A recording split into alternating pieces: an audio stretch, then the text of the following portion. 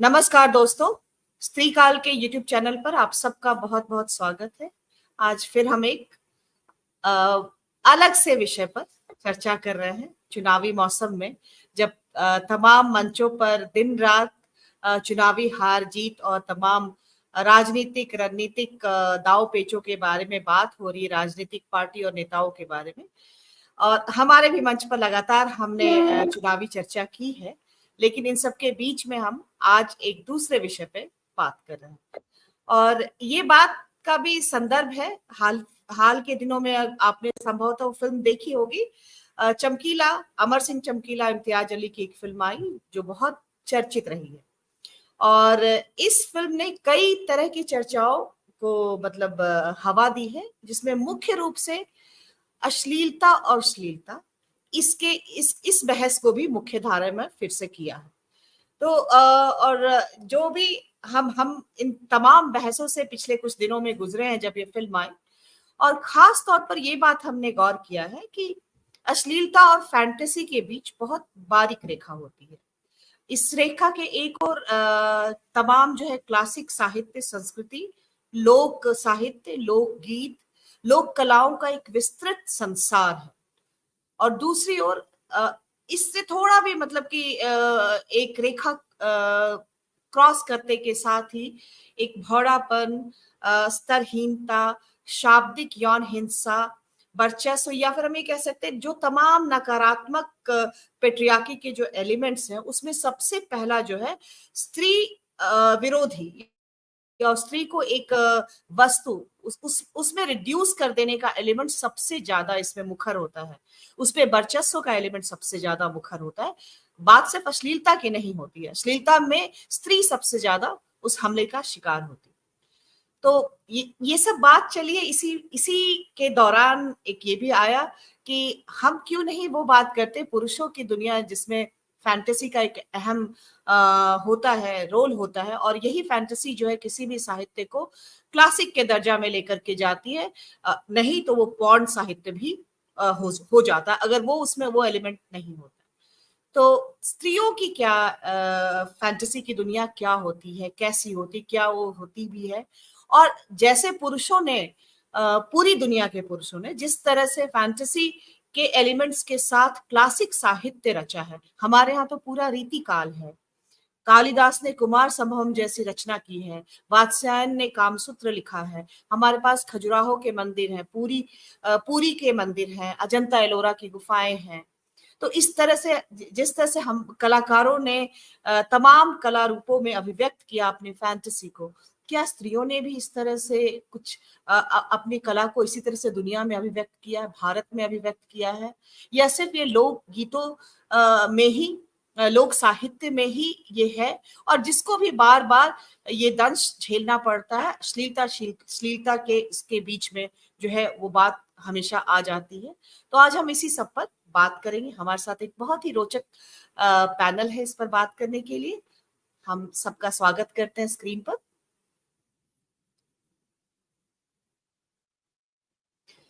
हमारे साथ रंजना गुड्डू जी हैं, साथी वरिष्ठ पत्रकार, और हमारे साथ अणुशक्ति जी हैं, हमारे साथ सुनीता मंजू जी हैं जो शिक्षक हैं। हमारे साथ छाया मैम जुड़ रही हैं, स्त्री विमर्शकार हैं, राजनीतिक टिप्पणीकार हैं, और हमारे साथ कंचन जी हैं, रक्षा गीता जी हैं हमारे साथ ही। तो आप सबका बहुत बहुत स्वागत करते हैं। मेरे ख्याल से एक दो और लोग थे, शायद वो नहीं जुड़े हैं। तो आप सबका बहुत बहुत स्वागत करते हैं, और सबसे पहली टिप्पणी संजीव जी के पास ही लेकर चलते हैं। इस बहस के बीच में नहीं, इसलिए बताती हूँ मैं क्यों। इसलिए क्योंकि इस पर बात करने का आइडिया हम मतलब आपसे ही वो हुआ था कि इन सब के बीच में जब हम चमकीला को लेकर बात कर रहे थे, तो हम अश्लीलता और फैंटेसी, इन सब के बीच में इन सब चीजों को लेकर, तो स्त्रियों के फैंटेसी की दुनिया क्या, थोड़ा सा उसके बाद हम दूसरे राउंड में, आप आखिरी में हम बात करेंगे आपसे। लेकिन पहले राउंड में, पहले दौर में पहली टिप्पणी आपसे लेते हैं, थोड़ा विषय भी और क्लियर हो, और हम थोड़ा जो अनुभव है, निजी अनुभव के दायरे के अलावा थोड़ा एकेडमिक्स में भी ये क्या है, क्या इसकी स्थिति है, इसको भी थोड़ा पहले जान लें।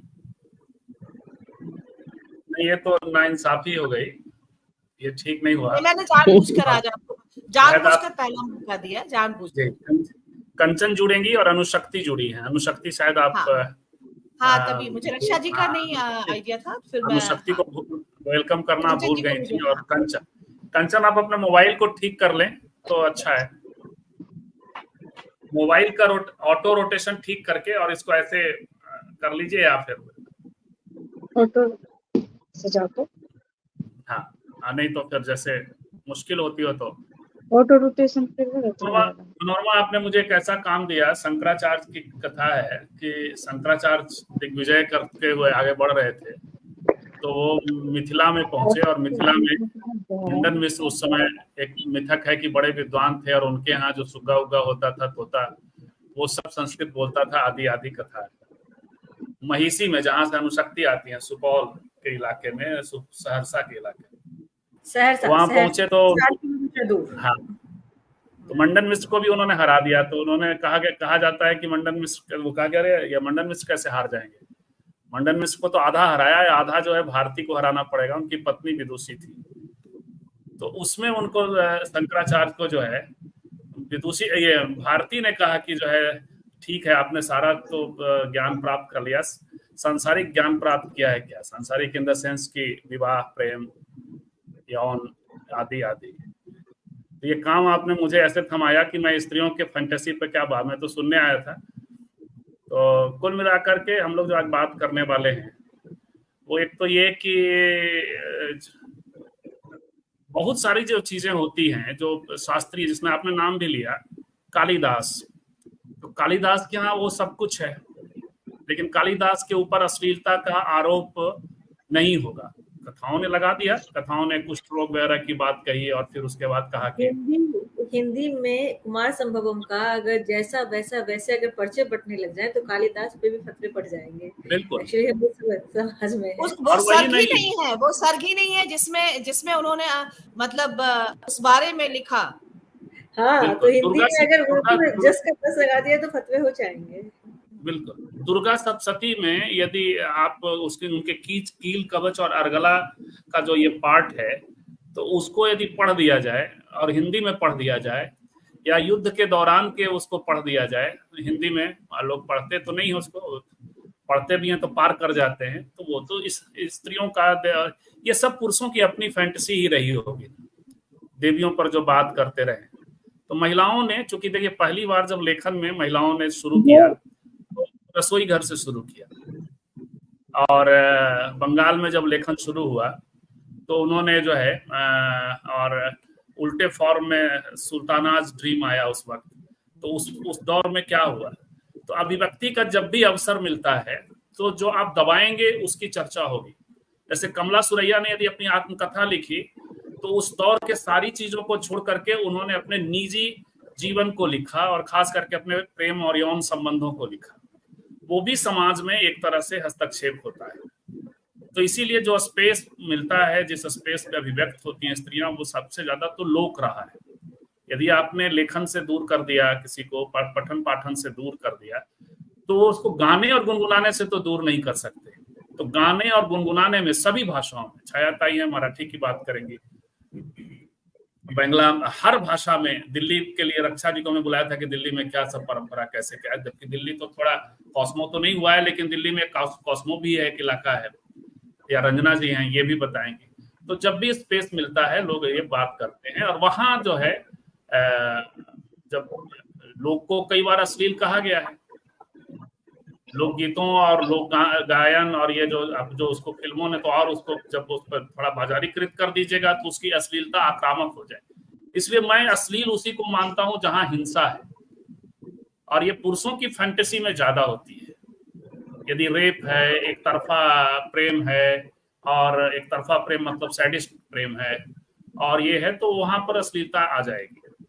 अदरवाइज जीवन का कोई भी व्यवहार जो अभिव्यक्त होता है वो अश्लील कैसे हो सकता है? हमारे दादी, नानी, माएँ, हम, आप जो सोचते समझते हैं, तो वो अश्लील कैसे हो सकता है? और बाकी सुनने के बाद ठीक है, चलिए तो हम छाया मैम के पास चलते हैं और छाया मैम से थोड़ा ये जानने की कोशिश करते हैं कि पुरुषों ने ठीक है इन सबको बहुत लिखा है, अभिव्यक्त किया, और वो ज्यादातर जो एक जजमेंटल जो एटीट्यूड होता है, या मतलब एक उनके, हाँ, उसके दायरे से वो बाहर होते हैं। स्त्रियों का सबसे बड़ा डर है, एक तो अभिव्यक्ति का बहुत मुश्किल है, और अगर किसी ने वो किया भी है अभिव्यक्त, तो बड़े खतरे हैं उनको जज किए जाने के। तो ये इस तरह से रहा है। आपका अपने अनुभव में इस तरह की अभिव्यक्तियां किस तरह से आपने अपने आसपास दर्ज होते देखा, इसका इतिहास अगर थोड़ा बहुत बता सके, लेकिन आपके अपने अनुभव के क्षेत्र में किस तरह से ये अभिव्यक्तियां गुजरी हैं?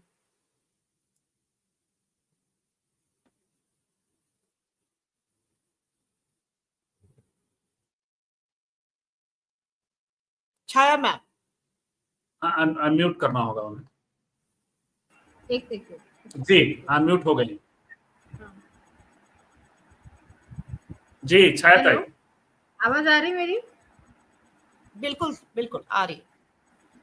तो मैं चंदन के साथ, संजू के साथ जब बात कर रही थी मुझे दोपहर में, तो मैं मेरे आजू बाजू की कुछ महिलाओं के साथ बात की कि क्या महिलाएं किस तरह की बातें आपस में, है ना, जब वो बैठती है, दोपहर का उनका काम हो जाता है, उसके बाद मेरे बचपन में मैं सुनती थी, हमारी एक दादी थी गांव की, तो वो अश्लील तो नहीं, अभी मतलब उस जमाने में कहा जाता था कि ये बड़ी अश्लील बातें करके इसके साथ बैठा मत करो, लेकिन वो हमेशा सबको प्यारी रहती थी। वो मेरी जब खेतों में जाती थी वो, तो खेतों में जब ऐसे हमारे यहाँ उसको खुरपन कहते हैं मराठी में, हिंदी में क्या कहते हैं मुझे पता नहीं, तो उसके आजू बाजू में अपना रहने का सबको लगता था कि उनके आजू बाजू में रहना चाहिए, क्योंकि वो बहुत बातें करती थी, तो उसमें ये सारी बातें होती थी। दूसरी और एक बात मुझे समझ में आई कि पता चला कि जब भाभी और देवर जो होते थे, या मामा और बुआ का लड़का होता था, इस तरह का जो रिलेशन होता था, उनमें बहुत अच्छी इस तरह से बातें होती थी हमेशा उनके शादी ब्याह में, या इकट्ठा जब आते थे या कभी बैठते थे, होली का सन है, इस तरह वो बातें उनमें होती थी इस तरह की। तो तारा भवाड़कर करके एक मराठी लेखिका है, उन्होंने जो पुरानी सब जितनी भी लोक गायिका थी, लोक गायक थे, उनका कलेक्शन किया है तारा भवाड़कर मैडम ने, और उसमें ये सारी बातें आई है, लिख कर आई है। अभी फिलहाल में हमारी एक मराठी की गौतमी पाटिल करके एक गायिका भी है, और वो डांस भी करती है, तो उसके ऊपर बड़ा आज लोगों ने बहुत उसके ऊपर उसको ट्रोल करते हैं, और बहुत उसको तंग किया गया।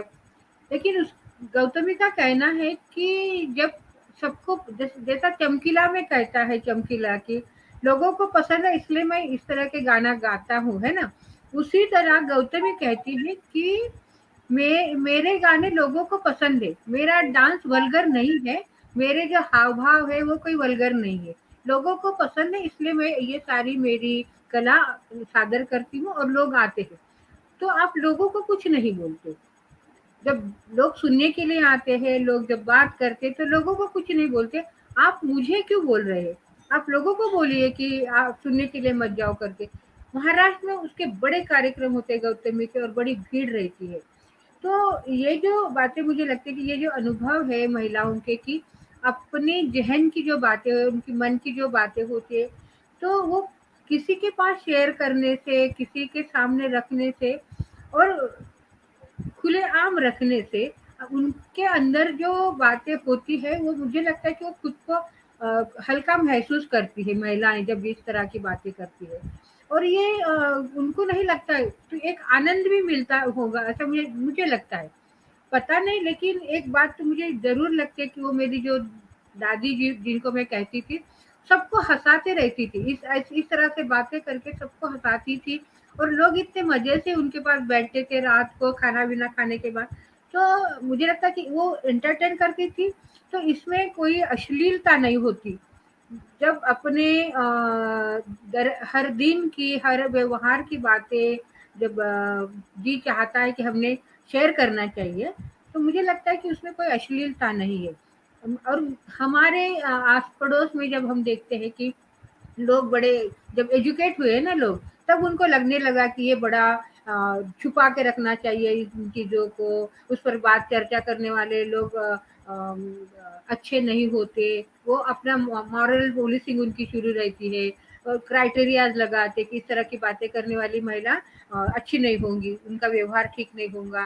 तो एक तो इस तरह की बातें करते हैं लोग। तो मुझे लगता है कि एक ओपननेस जो आता है लैंगिक भाषा पर चर्चा करने में, तो उससे एक सहजता प्राप्त होती है महिलाओं को। तो मुझे लगता है कि इस पर इस तरह की मॉरल पॉलिसिंग होना बहुत गलत है, और मुझे नहीं लगता कि ये कोई बहुत गलत बात है। और मेरे इस तरह के बहुत अनुभव है कि इस तरह की महिलाएं डरती भी नहीं है। जब ये गौतमी नहीं डरती तो हमें लगता है कि हम गौतमी का बहुत सपोर्ट किया हम लोगों ने कि नहीं, गौतमी जो भी है अगर लोग पसंद कर रहे थे तो हम बाकी के लोग कौन होते हैं उसको रोकने वाले। और गौतमी को बहुत अटैक किया गया महाराष्ट्र में, जगह जगह उसके कार्यक्रम बंद करने की कोशिश की गई, लेकिन यहाँ की स्त्रीवादी महिलाओं ने उसको सपोर्ट नहीं किया, लेकिन कुछ महिलाओं ने जरूर उसको सपोर्ट किया है। जी, आवाज नहीं, हाँ आपने अपनी बात पूरी कर ली है। अच्छा मैम, हो गई मेरी बात, मैं बाद लास्ट हाँ में कुछ कह दूंगी बाद में। हाँ, नहीं मुझे लगा आवाज बंद हो गई। हम अनुशक्ति के पास आते हैं और अगला सवाल आपसे ही है कि स्त्रियों की फैंटेसीज की दुनिया के बारे में आपका अपना अनुभव क्या है और किस तरह का, खास तौर पे आप रचना प्रक्रिया से गुजरते हुए किस तरह से आप इससे दो चार हुई हैं, और जो भी आपने मतलब पढ़ा है उसमें आपको किस तरह के क्या ये जो फैंटेसी की दुनिया में जिस तरह से पुरुषों ने अभिव्यक्त किया है, स्त्रियां आपको डरी सहमी या बहुत एक दो इस तरह से मिलता है जो इतना हिम्मत करके आगे आकर लिखती है, किससे आप प्रभावित रही कुछ जिसके बारे में हम जानना चाहेंगे। शुक्रिया मनोरमा जी, अच्छा सवाल है। सबसे पहली बात कि मैंने सिर्फ पढ़ा नहीं है, देखा भी है। दरअसल हमारे यहाँ मिथिला में गाली देने की बड़ी बड़ी बहुत अच्छी परंपरा है। मर्याद हमारे यहाँ, अभी तो शादी रात में शादी होती है, सुबह बारात चली जाती है, पर पहले हमारे यहाँ मतलब जब तक मुझे याद है 2001-2 तक, मतलब तभी तक मैं शादी, उसके बाद नहीं 4 तक मैंने शादियां अटेंड की, 5 में दिल्ली आ गई थी। तो तब तक मर्याद रहता था, उसको शादी के दूसरे दिन बारात रहती थी, उस दिन घूंघट की प्रथा, घूंघट डाला जाता था लड़की को, जो परंपरा होती थी घूंघट की परंपरा। तो जो सबसे पहले होता था निरीक्षण, जो लड़की को जिसमें जेवर चढ़ाते हैं, तो उसमें सारी औरतें, एक आध तो गाने, एक आध तो नॉर्मल गाने होते थे, उसके बाद बाकी सारी जितनी होती थी वो गालियां होती थी, जिसको गाली कहते हैं।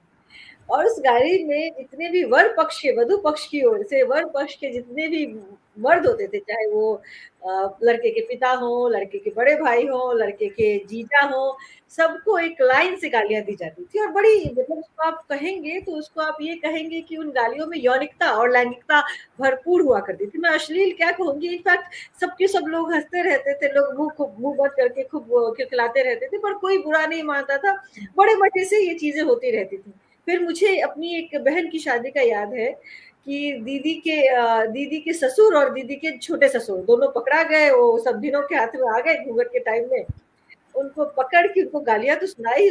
जैसे एक गीत मुझे याद है, तिर तिर तिर तिर मैना हौले हौले बोल, बबलू बाबू के माँ बिकई के फुआ बिकैया, भाई सब लैया मोल, तिर तिर मैना हौले हौले बोल, यानी मैना धीरे धीरे बोलो, बबलू बाबू की बुआ बिक रही हैं, उनके भाई जो है उनको खरीद रहे हैं।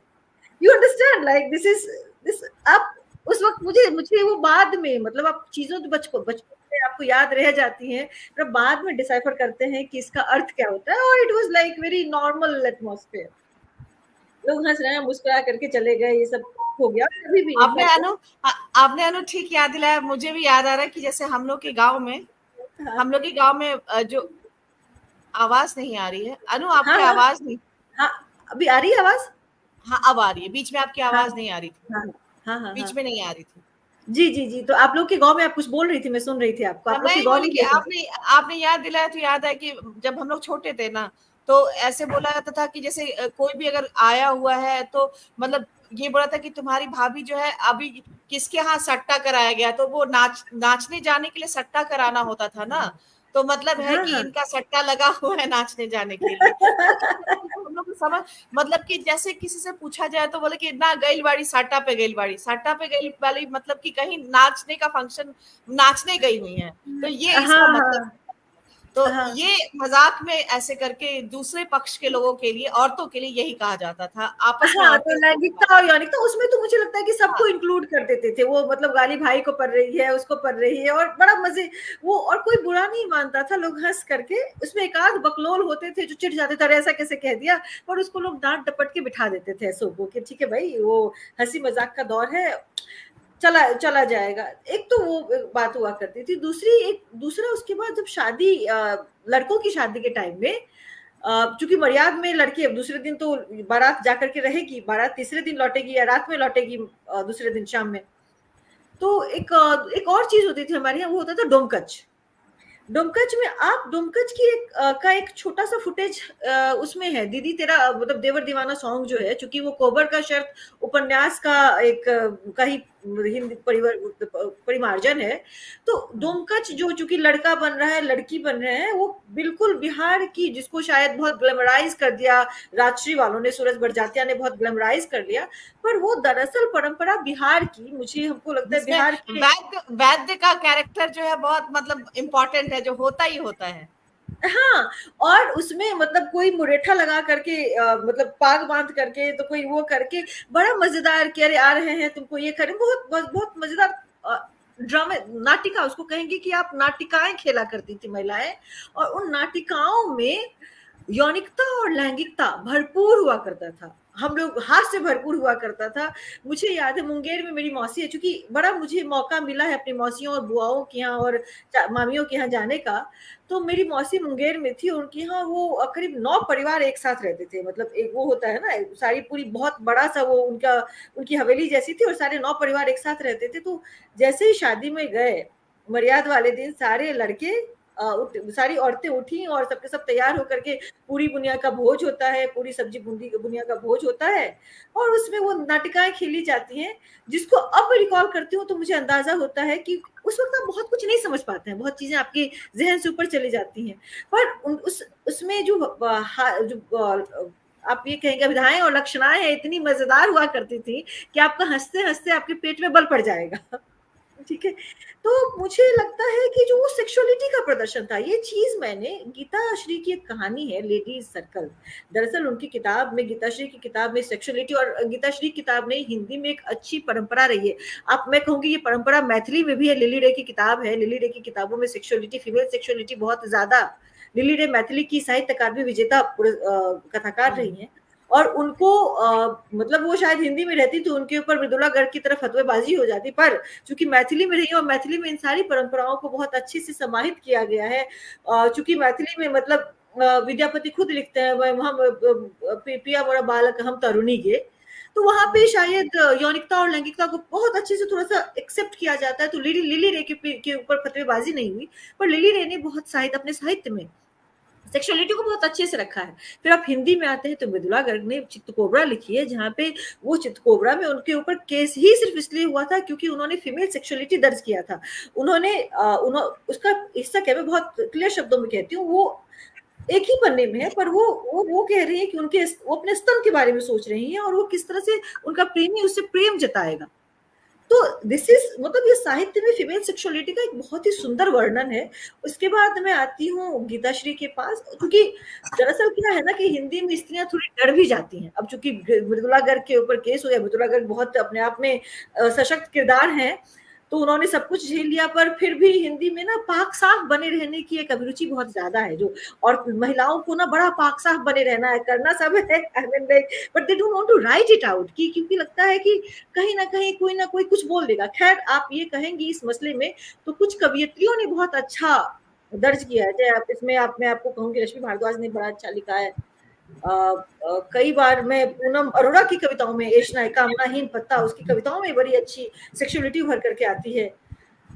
मैं कई मतलब मैं ये चूंकि मेरे आसपास की स्त्री कवियां हैं, तो इनकी स्क्रिप्चर्स में, इनके लेखन में मैं सेक्सुअलिटी का, जिसके आषाढ़ का एक दिन, जो कि मोहन राकेश का नाटक है, और कालिदास पर, मल्लिका पर लिखा गया है, उस पर रश्मि भारद्वाज की कविता है और बड़ी बड़ी खूबसूरत कविता है वो। आप उसको पढ़ेंगे तो बड़ी अच्छी, मतलब अशना और चाहनाओं की बड़ी अच्छी कविता है। इनफैक्ट अनुपम सिंह की कविता है।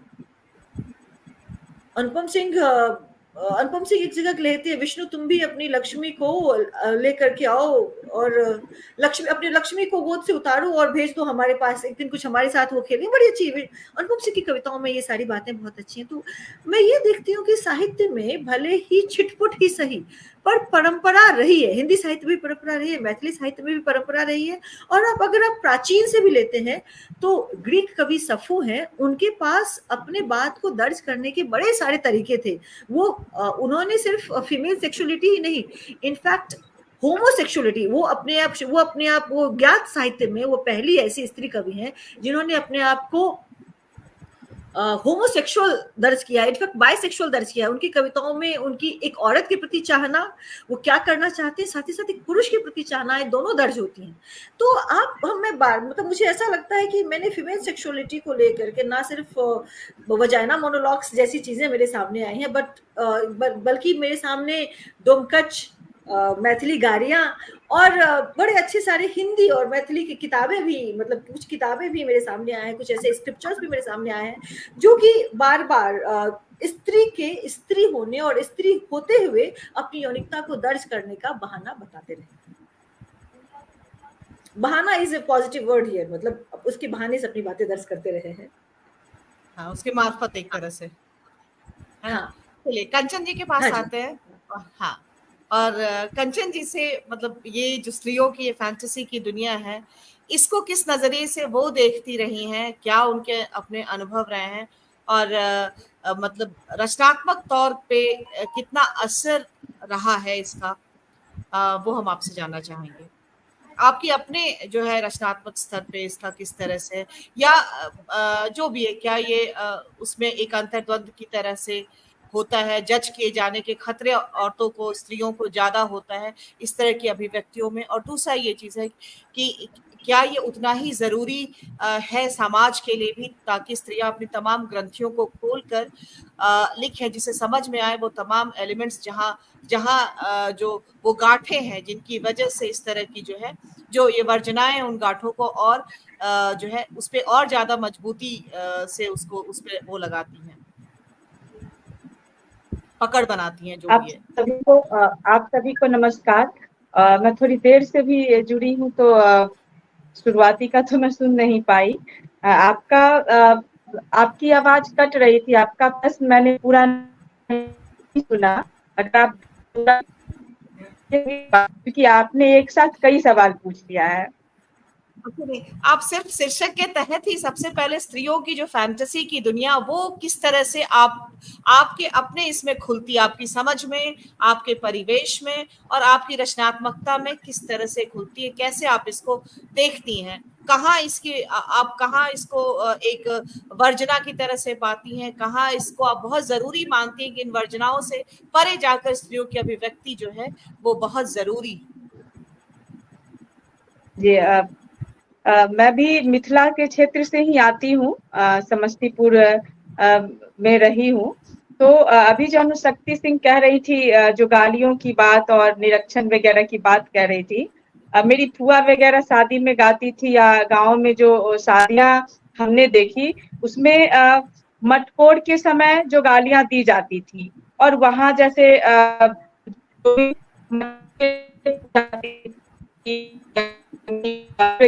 तो मजाक के रिश्ते में लगेंगे वर पक्ष के, उनके साथ रिश्ता जोड़कर बहुत ही हर्षोल्लास के साथ उन्हें गालियां दी जाती थी, और वहां स्त्रियां बहुत खुश रहती थी। मतलब मुझे लगता था जो उसके बाद तो ये लोग यौनिकता पे बात आपस में भी नहीं करते थे, जैसे घर परिवार में भी लोग इसे अश्लील ही मानते हैं। जिस परिवेश से मैं आती हूँ, इस पर बातचीत करना ये लोग अश्लील ही असभ्य मानते हैं। लेकिन शादी ब्याह वगैरह में या फिर कुछ ऐसी रस्म वगैरह है जहां वो खुलकर अपनी बात रखते थे। जैसे मटकोर के समय गाया जाता है, जो मटकोरे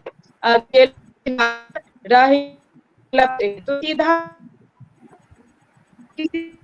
इसी तरीके से समधी का गाड़ी दिया जाता था, जैसे इस तरीके से समधी गाली न दै छी सुपारी मांगे छी, हमर फुआ कुमार हम फूफा मांगे छी। तो इस तरीके से आपको ढेरों गालियां मिल जाएंगी। झूमर के तौर में जो झूमर जो महिलाएं गाती थी, तो वहां वो अपनी भावनाओं को व्यक्त करती थी, अपनी पीड़ाओं को गीतों के माध्यम से वो व्यक्त करती थी। और इसके अलावा वो शायद हंसी मजाक में ही बातचीत कर वो अपनी बात शायद रखती थी। इसके अलावा मुझे लगता है जिसे असभ्य अश्लील कह के इस पे बातचीत नहीं ही की जाती थी। जैसे होली वाले में जो गीरा वगैरह गाया जाता था, तो एक होली का ऐसा समय आता था जहां फिर वो महिलाएं खुलकर जो गीरा गाती थी शाम में रात में, तो वहां अपनी बात करती थी। साहित्य की मैं अगर बात करूं तो अभी आप लोग भी छात्र रीतिकाल वगैरह की बातचीत हो रही। विद्यापति के जीवन जिसमें आज जो चमकीला फिल्म पे आरोप लगाया गया है, ये पढ़कर बहुत अच्छा लगा। जो एक साथ मैं चमकीला फिल्म देख रही हूँ, दूसरी तरफ लखमा की आंखें पढ़ रही हूँ, जहाँ विद्यापति से ये कहा जाता है जो ये तो औरतों के लिए लिखते हैं या उनके लिए गाते हैं। और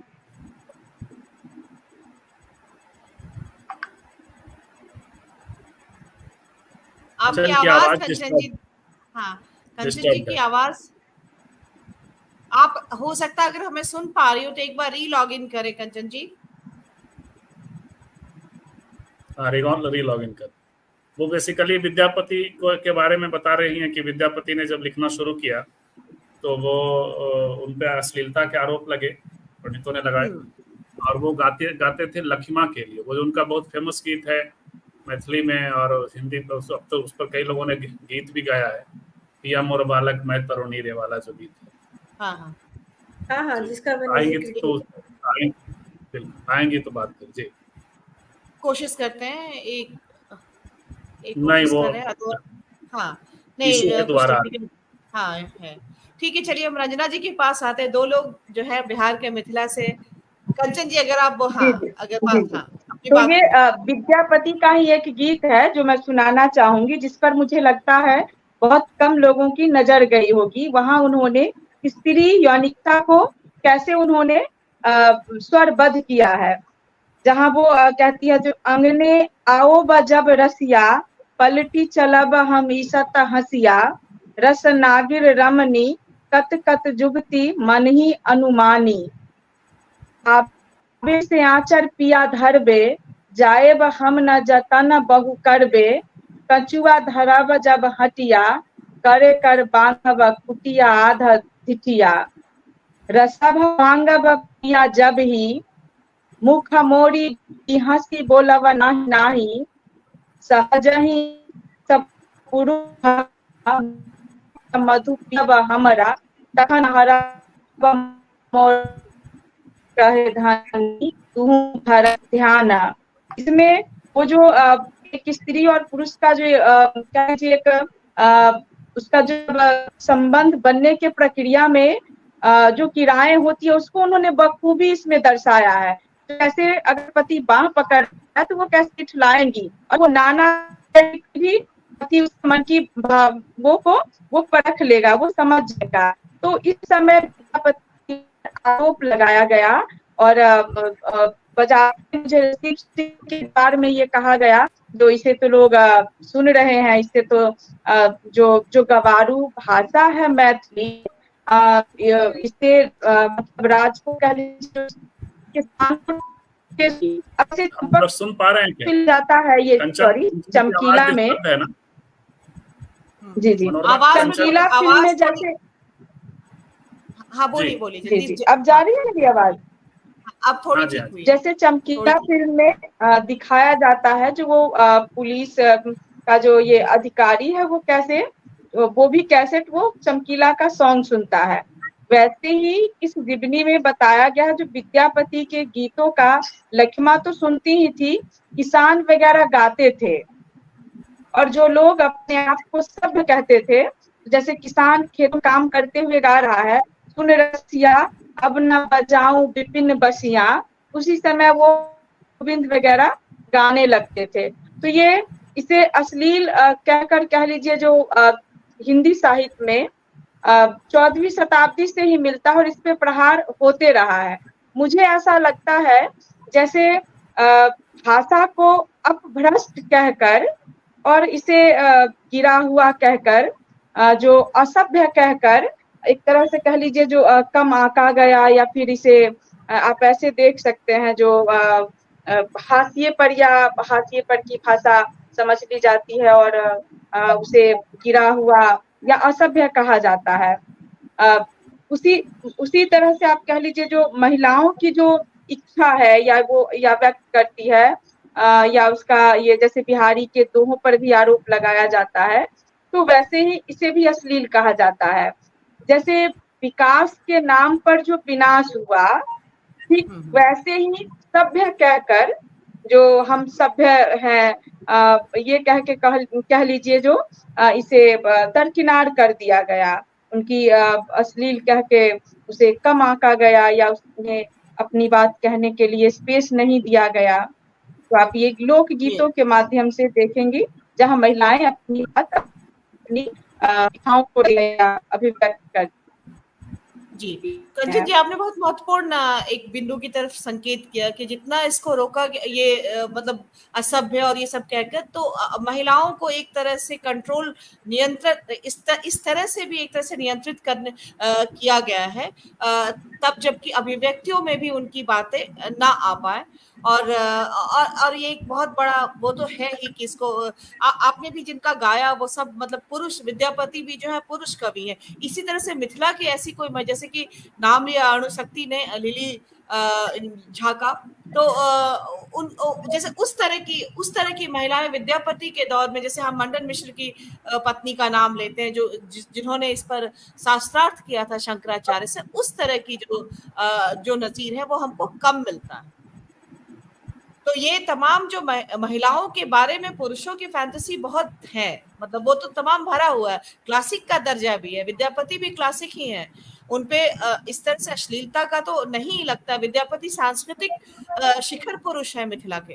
हाँ, तो मैं बस एक चीज जोड़ना चाहूंगी। शुरू में उन पे आरोप लगे, और उन्होंने बिल्कुल शुरू में उनपे आरोप लगे। एक चीज मुझे जो जोड़नी है वह यह है कि मैथिली बहुत पुरानी भाषा है, मैथिली का साहित्य भी उतना ही पुराना है। हिंदी बनिस्बत बमुश्किल 150 साल पुरानी भाषा है, 150-200 साल पुरानी भाषा है, और हिंदी परिमार्जन है, लोक भाषाओं का जबरन परिमार्जन है, जो एक्चुअली ये अंग्रेजों के दिशा निर्देशन में बनी हुई भाषा है। और अंग्रेज कौन, जो विक्टोरियन एरा वाले थे, जो कि सबसे क्रूर थे, सबसे ज्यादा औरतों के प्रति समस्याप्रद थे।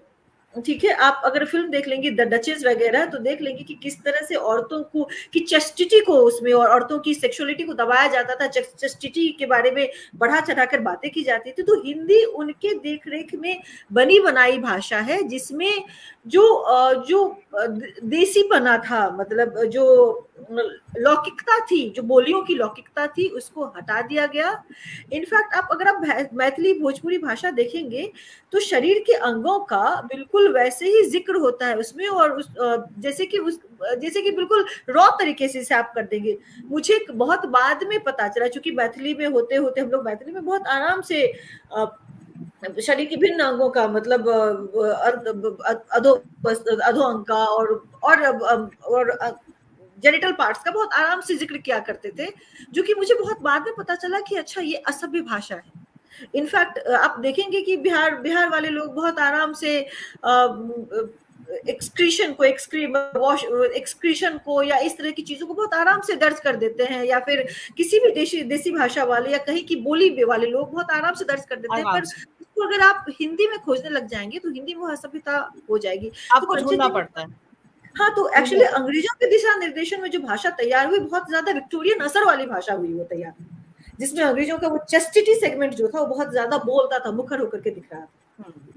जी, इसलिए हम इसलिए हम इसलिए भाषा से ज्यादा इस पे जो भारतीय अभिव्यक्ति, जैसे मान लीजिए कुतुलन हैदर अगर करती हैं तो वो उर्दू में आता है, लेकिन वही हम वो भारत की महिला है, चाहे कृष्णा सोपती ने किया हो, तो ये सब तमाम इस तरह की अभिव्यक्तियां जो दर्ज हुई है, चाहे वो किसी भी अगर वो हिंदी में भी दर्ज होती है तो हमें पता है उनका पंजाब का बैकग्राउंड रहा है, और जब उन्होंने वो सब, तो ये पूरी तरह से उसमें अपने उन सारे जो क्षेत्रीय और उस भाषा की ठसक के साथ है वो सब कुछ। तो बिल्कुल, मतलब अब हिंदी में परिमार्जन है, हिंदी में, और अश्लीलता हिंदी की भाषा है, हिंदी का शब्द है, तो जहाँ हिंदी की दिक्कतें होंगी वहां ये दिक्कत, वो अश्लीलता जैसा कुछ निकल करके आएगा ही आएगा। नहीं तो आप देख लीजिए ना, हंसते, हमारे यहाँ तो हंसते हंसते मतलब मुझे कई बार तो मैं बाद में परेशान हो जाती थी, भाभी कुछ बोल देती थी, अरे क्यों बोल देती है ऐसा, क्योंकि हम लोग तो उस हिंदी के वातावरण में तैयार किए हुए बनाए हुए बच्चे थे, जिन्हें इन शब्दों के साथ परेशानी हो जाती थी। तो बहुत, जो चीज बहुत आम और सहज थी उसको बहुत ज्यादा खराब बना दिया गया, असभ्य बना दिया गया। मैं एक राउंड में सबसे कम से कम ये एक इससे राउंड में मैं सबसे इसमें जोड़ना चाहूंगी, जरूर जानना चाहूंगी। एक सेकंड, मैं एक राउंड में सबसे भले छोटी टिप्पणी जानना जरूर चाहूंगी कि इसके नुकसान क्या है। अगर ये अभिव्यक्तियों को लेकर इतना जज किया जाता है तो ये एक महत्वपूर्ण वो रहेगा जब मैं सबकी राय इस पे जानना चाहूंगी कि ये इसके नुकसान क्या है। हाँ कंचन जी जल्दी से बोलिए, फिर रंजना जी। ये अनुशक्ति जी जो कह रही थी अश्लीलता वो हिंदी का शब्द है, उससे पहले उसे गवारों की भाषा कही जाती थी, या फिर गवारपन या फूहरपन कहा जाता था। तो ये जहाँ देखिए इसी में जोड़ रही हूँ विद्यापति में ही, जो वो कहते हैं पिया मोर बालक हम तरुणी गे, कौन तप छिपलौ भलो जननी गे। तो उसी क्रम में देखिएगा जो विद्यापति की जब बातचीत होती है लक्ष्मा से, तो कहते हैं, जो लक्ष्मा कहती है मुझे तो उन्हीं कविताओं में अपने जीवन की सार्थकता दिखाई देने लगी है। यानी जिन कविताओं को लेकर विद्यापति पर आरोप लगता है, उन्हीं कविताओं में एक स्त्री कह रही है जो मेरी जीवन की जो सार्थकता है मुझे उन्हीं कविताओं में दिखती है। ये मैं इसमें जोड़ना चाह रही थी जी। और देखिए पॉपुलर कल्चर में फिर ये आता है कि क्या करूं राम मुझे बुढ़ा मिल गया, और फिर लोग मालिया मस्ती तक गाती है सैया मेरे लड़कैया मैं क्या करूं, ये वाला। जबकि मतलब ये जो गवारों वाली भाषा है, गवारों वाली जो भाषा है उसको लेकर के भाजपा जो बंगाल का जो महिला सुधारवादी लोग थे, और खास करके अंग्रेजों के संपर्क में आने के बाद, तो उन्होंने अपर कास्ट के अपनी महिलाओं को कहा कि जो है आप मालिनों से या धोबी समुदाय से आने वाली महिलाएं, इन सब का आपसी रिश्ता होता था, तो इन रिश्तों इनसे दूर रहिए, क्योंकि उनको ये लगता था कि यहाँ से ये आदान प्रदान होता है।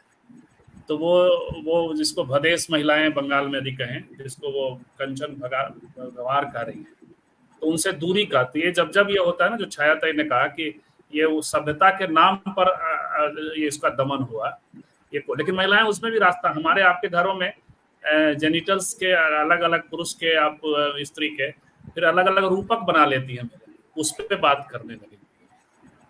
जी ठीक है, हम रंजना जी के पास आते हैं। दो बिहार से हमने मिथिला क्षेत्र की हमारी दो जो है मेहमान वक्ता रही हैं, और अब मगध की तरफ में हम आते हैं रंजना जी से। रंजना जी आप संभवतः मगध का प्रतिनिधित्व करती है ना? मगध और दिल्ली। हाँ, तो रंजना जी आपसे थोड़ा इस तरफ की बात कर लेते हैं, और आप इस पर क्या, मतलब आपकी राय क्या है, जो कैसी होती है महिलाओं की फैंटेसी की दुनिया, और आपने इसको किस तरह से अपने आसपास देखा है, किस तरह के अनुभवों से गुजरी हैं, और हाँ कैसे पाया? हेलो मनोरमा जी, ये हाँ, जो टॉपिक लेकर आज हम लोग चल,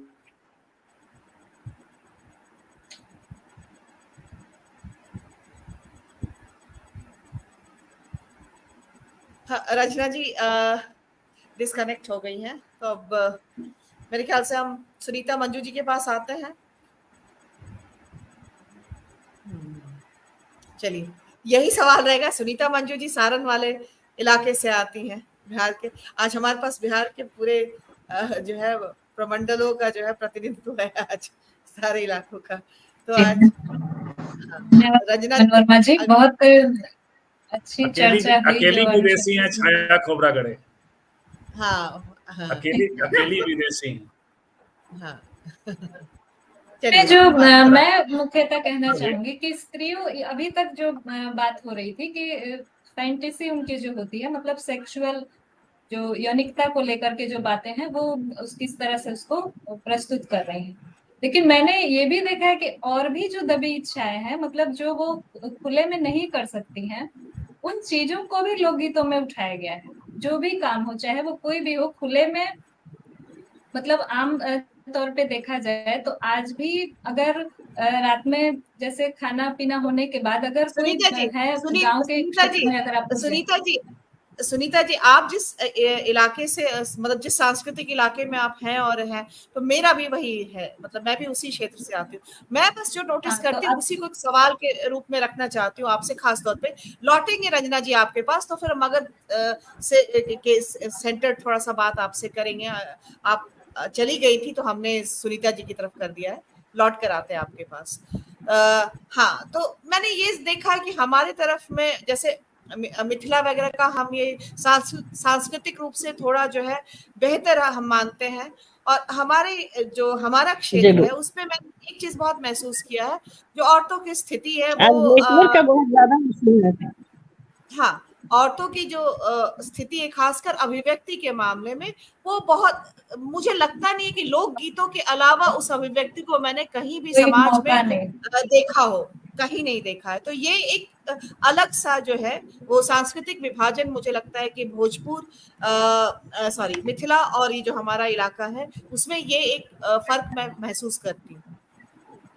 ये मैंने भी अभी जो अनु जी से सुना या कंचन जी से सुना, तो मुझे ताज्जुब हो रहा था कि हमारे यहाँ इस तरह का खुलापन वैसा नहीं है। सामान्य जीवन में है, विशेष परिस्थिति में है, अगर आप मटकोर में है या आप सोहर में गए हैं, कहीं बच्चे का जन्म हुआ है, या फिर डोमकच में है, तो वहां एकदम से औरतें बदल जाती हैं। ये कुछ वैसा ही लगता था जैसे अगर नाच कहीं हो रहा है, लौंडा नाच हो चाहे महिलाओं का ही नाच हो, और पुरुष वहां जाते थे, तो हम लोग जिसे समझते थे जब हम बच्चे थे कि अरे ये तो बहुत सीरियस है अंकल या ये चाचा, इनके पास क्यों जा रही है, तो डांट के भगा देंगे, और वो बड़े मुस्कुराते हुए उसको नोट देते थे, उसको ऐसे घूंघट उड़ाते थे। वैसा ही आश्चर्य हमको महिलाओं के मामले में भी लगता था, जब हम उनको डोमकच में देखते, अरे ये चाची या ये भाभी ऐसे कर रही है, ये तो अलग ही व्यक्तित्व हो गया।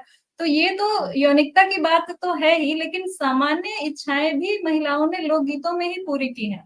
जो मैं कह रही थी कि सामान्यता, एक गीत मैं 2 पंक्ति कहना चाहूंगी कि कोठा ऊपर पिया हो तोहरी कोठरिया, कैसे जगल बड़ी हो तोहर अम्मा बेचारी, यानी वो महिला कह रही कि मैं कैसे आऊं, तो वो वहां पर पति जवाब देता है कि अम्मा बेचारी के हो डर माते करिहा, ठोक दिहा हो चटपटे के माड़ी।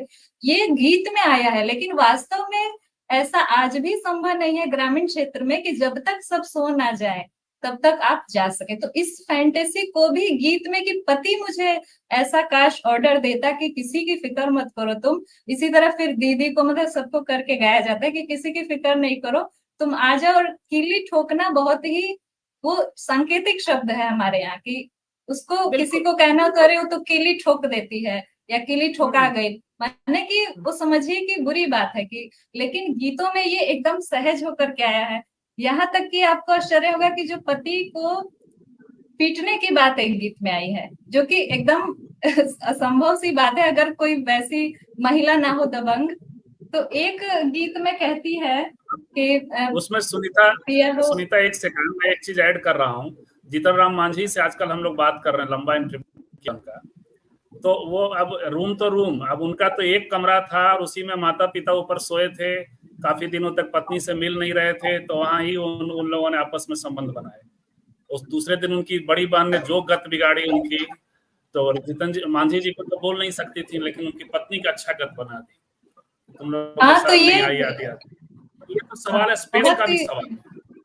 स्पेस का हाँ, भी सवाल स्पेस है की बात है। इसका। और अगर आपका अलग भी कहीं पर रूम है तभी भी आप जा नहीं सकते हैं जब तक कि सब शांत ना हो जाए, नहीं, सब जो लोग अपने। सुनीता जी जो मैं वो दूसरा वो सुनना चाहूंगी आपसे जो आप उसको बता रही थी, क्योंकि हाँ, जो पति सामान्य वाला। सामान्य व्यवहार में बहुत ही संतुलित, बहुत ही संयमित, बहुत ही अनुशासित व्यवहार उन्हें करना पड़ता है। तो जैसे एक मटकोर के समय जब वो गाली देती है तो एक अलग व्यक्तित्व तो खुलता है कि वो इतनी ज्यादा मुखर है। वैसे ही जैसे डोमकच में वो जब कोई कैरेक्टर प्ले करके और तमाम तरह के चीजों को वो बोलती हैं और बहुत हंसी ठिठोली करती है, तो बिल्कुल एक अलग व्यक्तित्व खुलता है। तो ये अलग है रहती कि है, ये कह सकते हैं कि सामान्य सारी सामान्य भड़ास निकाल लेती हाँ, है, सारी जबकि भड़ास निकाल सामान्य देती है। जीवन में उनका व्यवहार इतना नियंत्रित है कि वो अपने ही कमरे में जाने के लिए भी कई तरह के जो है उसमें इफ एंड बट्स हैं। जो मैं पति को पीटने वाली बात कह रही थी, गीत में है कि धैले चटकन मारन तोहरा गाल में सट जाइबा देवाल में, बात पूछे माधी आधी रात के ओरचन में जात के। इस तरह के गाते हैं, मतलब जो भी अंदर की कुंठा है उसको एकदम गीतों में और जोर जोर से गाती हैं, खूब एकदम मस्त हो करके। उसी तरह से स्टेशन पर के है कि पिया जनती जे पिया मोरे आई है जेवना लेके जैती टिसनिए पे, पानी लेके जैती। जबकि ये बिल्कुल संभव नहीं, अगर घर में भी आ जाए पति तो आपके पास सबसे बाद में आएगा और आपकी हिम्मत नहीं है कि आप आगे जाकर के मिल सके। जब जो गोदान में गोबर आता है विदेश से, वो बिल्कुल वैसा ही दृश्य गांव में रहता है कि गोबर सबको सामान वामान दिखाता है, अंत में जाता है झुनिया के पास। लेकिन यहाँ पर स्टेशन पर जाने की बात हो रही है कि जो मैं जानती तो मैं चली जाती स्टेशन पर। इस तरह की बहुत सारी बातें। और जो ये लोक विद्यापति जी ने तो लिखा ही है, जो शिशु और यौवन मिल रहा है, शिशुता और उसी तरह बिहारी जी का भी एक दोहा है। लेकिन मैं ये कह रही हूँ कि ये सब पुरुषों की दृष्टि है। मतलब कालिदास लिख रहे हो, चाहे बिहारी लिख रहे हो, चाहे विद्यापति, पुरुष देख रहे हैं कि कैसे विकसित हो रहा है स्त्री का शरीर। अगर इसको हमें नहीं मिलता है स्त्री का लिखा हुआ, अगर कोई स्त्री लिखती तो किस तरह से लिखती, तो मुझे लगता है वो कुछ ज्यादा अलग रहता और ज्यादा वो सहज रहता कि और हमें इन ये चीजों उपलब्ध को नहीं है, बताना। और हमें ये हाँ, उपलब्ध नहीं है, उपलब्ध स्त्री नहीं अपना सौंदर्य लिखे, ये हमें उपलब्ध नहीं है। अगर है। उपलब्ध है तो पुरुष कोई को भी वो बताए, किस किसी की तरह नजर से, देखता है। किसी मृदुला की जी ने नजर लिखा से तो है, अगर गुजरा हो, किसी की नजर से अगर गुजरा हो तो बताए। मृदुला जी ने अब लिखा है ना पुरुष को भी किस तरह कोबरा को मृदुला अच्छा, जी ने बहुत अच्छे अगर से वो, लिखा है। लोक हाँ, गीतों तो में स्त्रियों ने ही स्वरबद्ध किया है मनोरमा जी। नहीं नहीं, लोक मैं गीतों में स्त्रियों का स्वर शरीर के सौंदर्य के बारे में बात करूं, जिस तरह से रीति काल में जो है शरीर को, स्त्री के शरीर को लेकर जिस तरह की फैंटेसी है, मैं उसके बारे में बात कर रही हूँ। मृदुला गर्ग ने किया उसमें है, लोक गीतों में है, झूमर बहुत वगैरह में अच्छे से मिलता है, अच्छा, जो कि स्त्रियों ने ही वो स्वरबद्ध किया, स्त्रियों का ही लिखा लोकगीत हुआ तो है, है ही, लोकगीत तो है मौखिक ही। रूप मैं में, वैसे देख रही लिखित थी नहीं है, कि मौखिक रूप में है। हाँ, लोकगीत तो उनका क्षेत्र है ही, जो मिला है उसमें उन्होंने पूरी तरह व्यक्त किया है। लेकिन मैं वैसे चाह रही थी कि जैसे बिहारी वगैरह लिख रहे हैं, और इसी तरह से सुनीता जी इन्हीं चितकोबरा किताब है मृदुला गर्ग की, उसमें वो आज से 45 साल पहले लिखी गई थी और उस पर मृदुला गर्ग पर हमारे फतवेबाजी हुई थी। महाराष्ट्र के उनको प्रज्ञा अश्लील पवार लेखिका का जी उन्होंने लिखी है। लेकिन मैं जैसे कालिदास वगैरह लिख ये रहे हैं, आधुनिक, अगर हाँ मीराबाई, ये अगर आधुनिक हो गया। मीराबाई मैं कुछ मतलब उस लिखती, तरह से बात करी जब वो उस दौर की बात, जबकि बिहारी थे, अगर केशव थे, अगर उस मीराबाई उस लिखती वक्त या पढ़ी लक्ष्मा लिखी, देवी लिखती तो क्या लिखती मैं वो हाँ सोच हाँ, रही थी। पर उस अगर दौर की लक्ष्मा कितनी देवी स्त्रियों लिखती ने या क्या लिखा मीराबाई ही लिखती। है। महाराष्ट्र में प्रज्ञा ने लिखा और है इसके इन्हीं ऊपर, खुलकर कथा उसकी आई है, इस तरह की कथा। और इन्हीं गीतों को जब पुरुष गायक भोजपुरी में गाया करते थे तो वो बहुत अच्छे हिट होते थे, क्योंकि उनमें एक झीना सा पर्दा रहता है। भोजपुरी में उतना ओपन नहीं रहता है। जैसे कि एक गीत था कि जैबा का तू कैसे लगला वर्दी हरदी छूटल नहीं, बहुत ज्यादा हिट हुआ था, जो भरत व्यास या ये लोग गाते थे। आज के डेट में जो लोग उसी को भोजपुरी कह के गा रहे हैं, लेकिन वो एकदम से अश्लील कहें या हिंसक कहें, क्या वो बन चुका है, उसका बिल्कुल ही रूप ही बदल गया है। ठीक है तो यही मैं सुनीता जी, हम हमारे पास समय भी है, देखिए 1 घंटा होने जा रहा है। अभी हमारे पहले दौर में ही 2 वक्ताओं ने नहीं बोला है, तो हम जल्दी से लौट कर फिर आते हैं।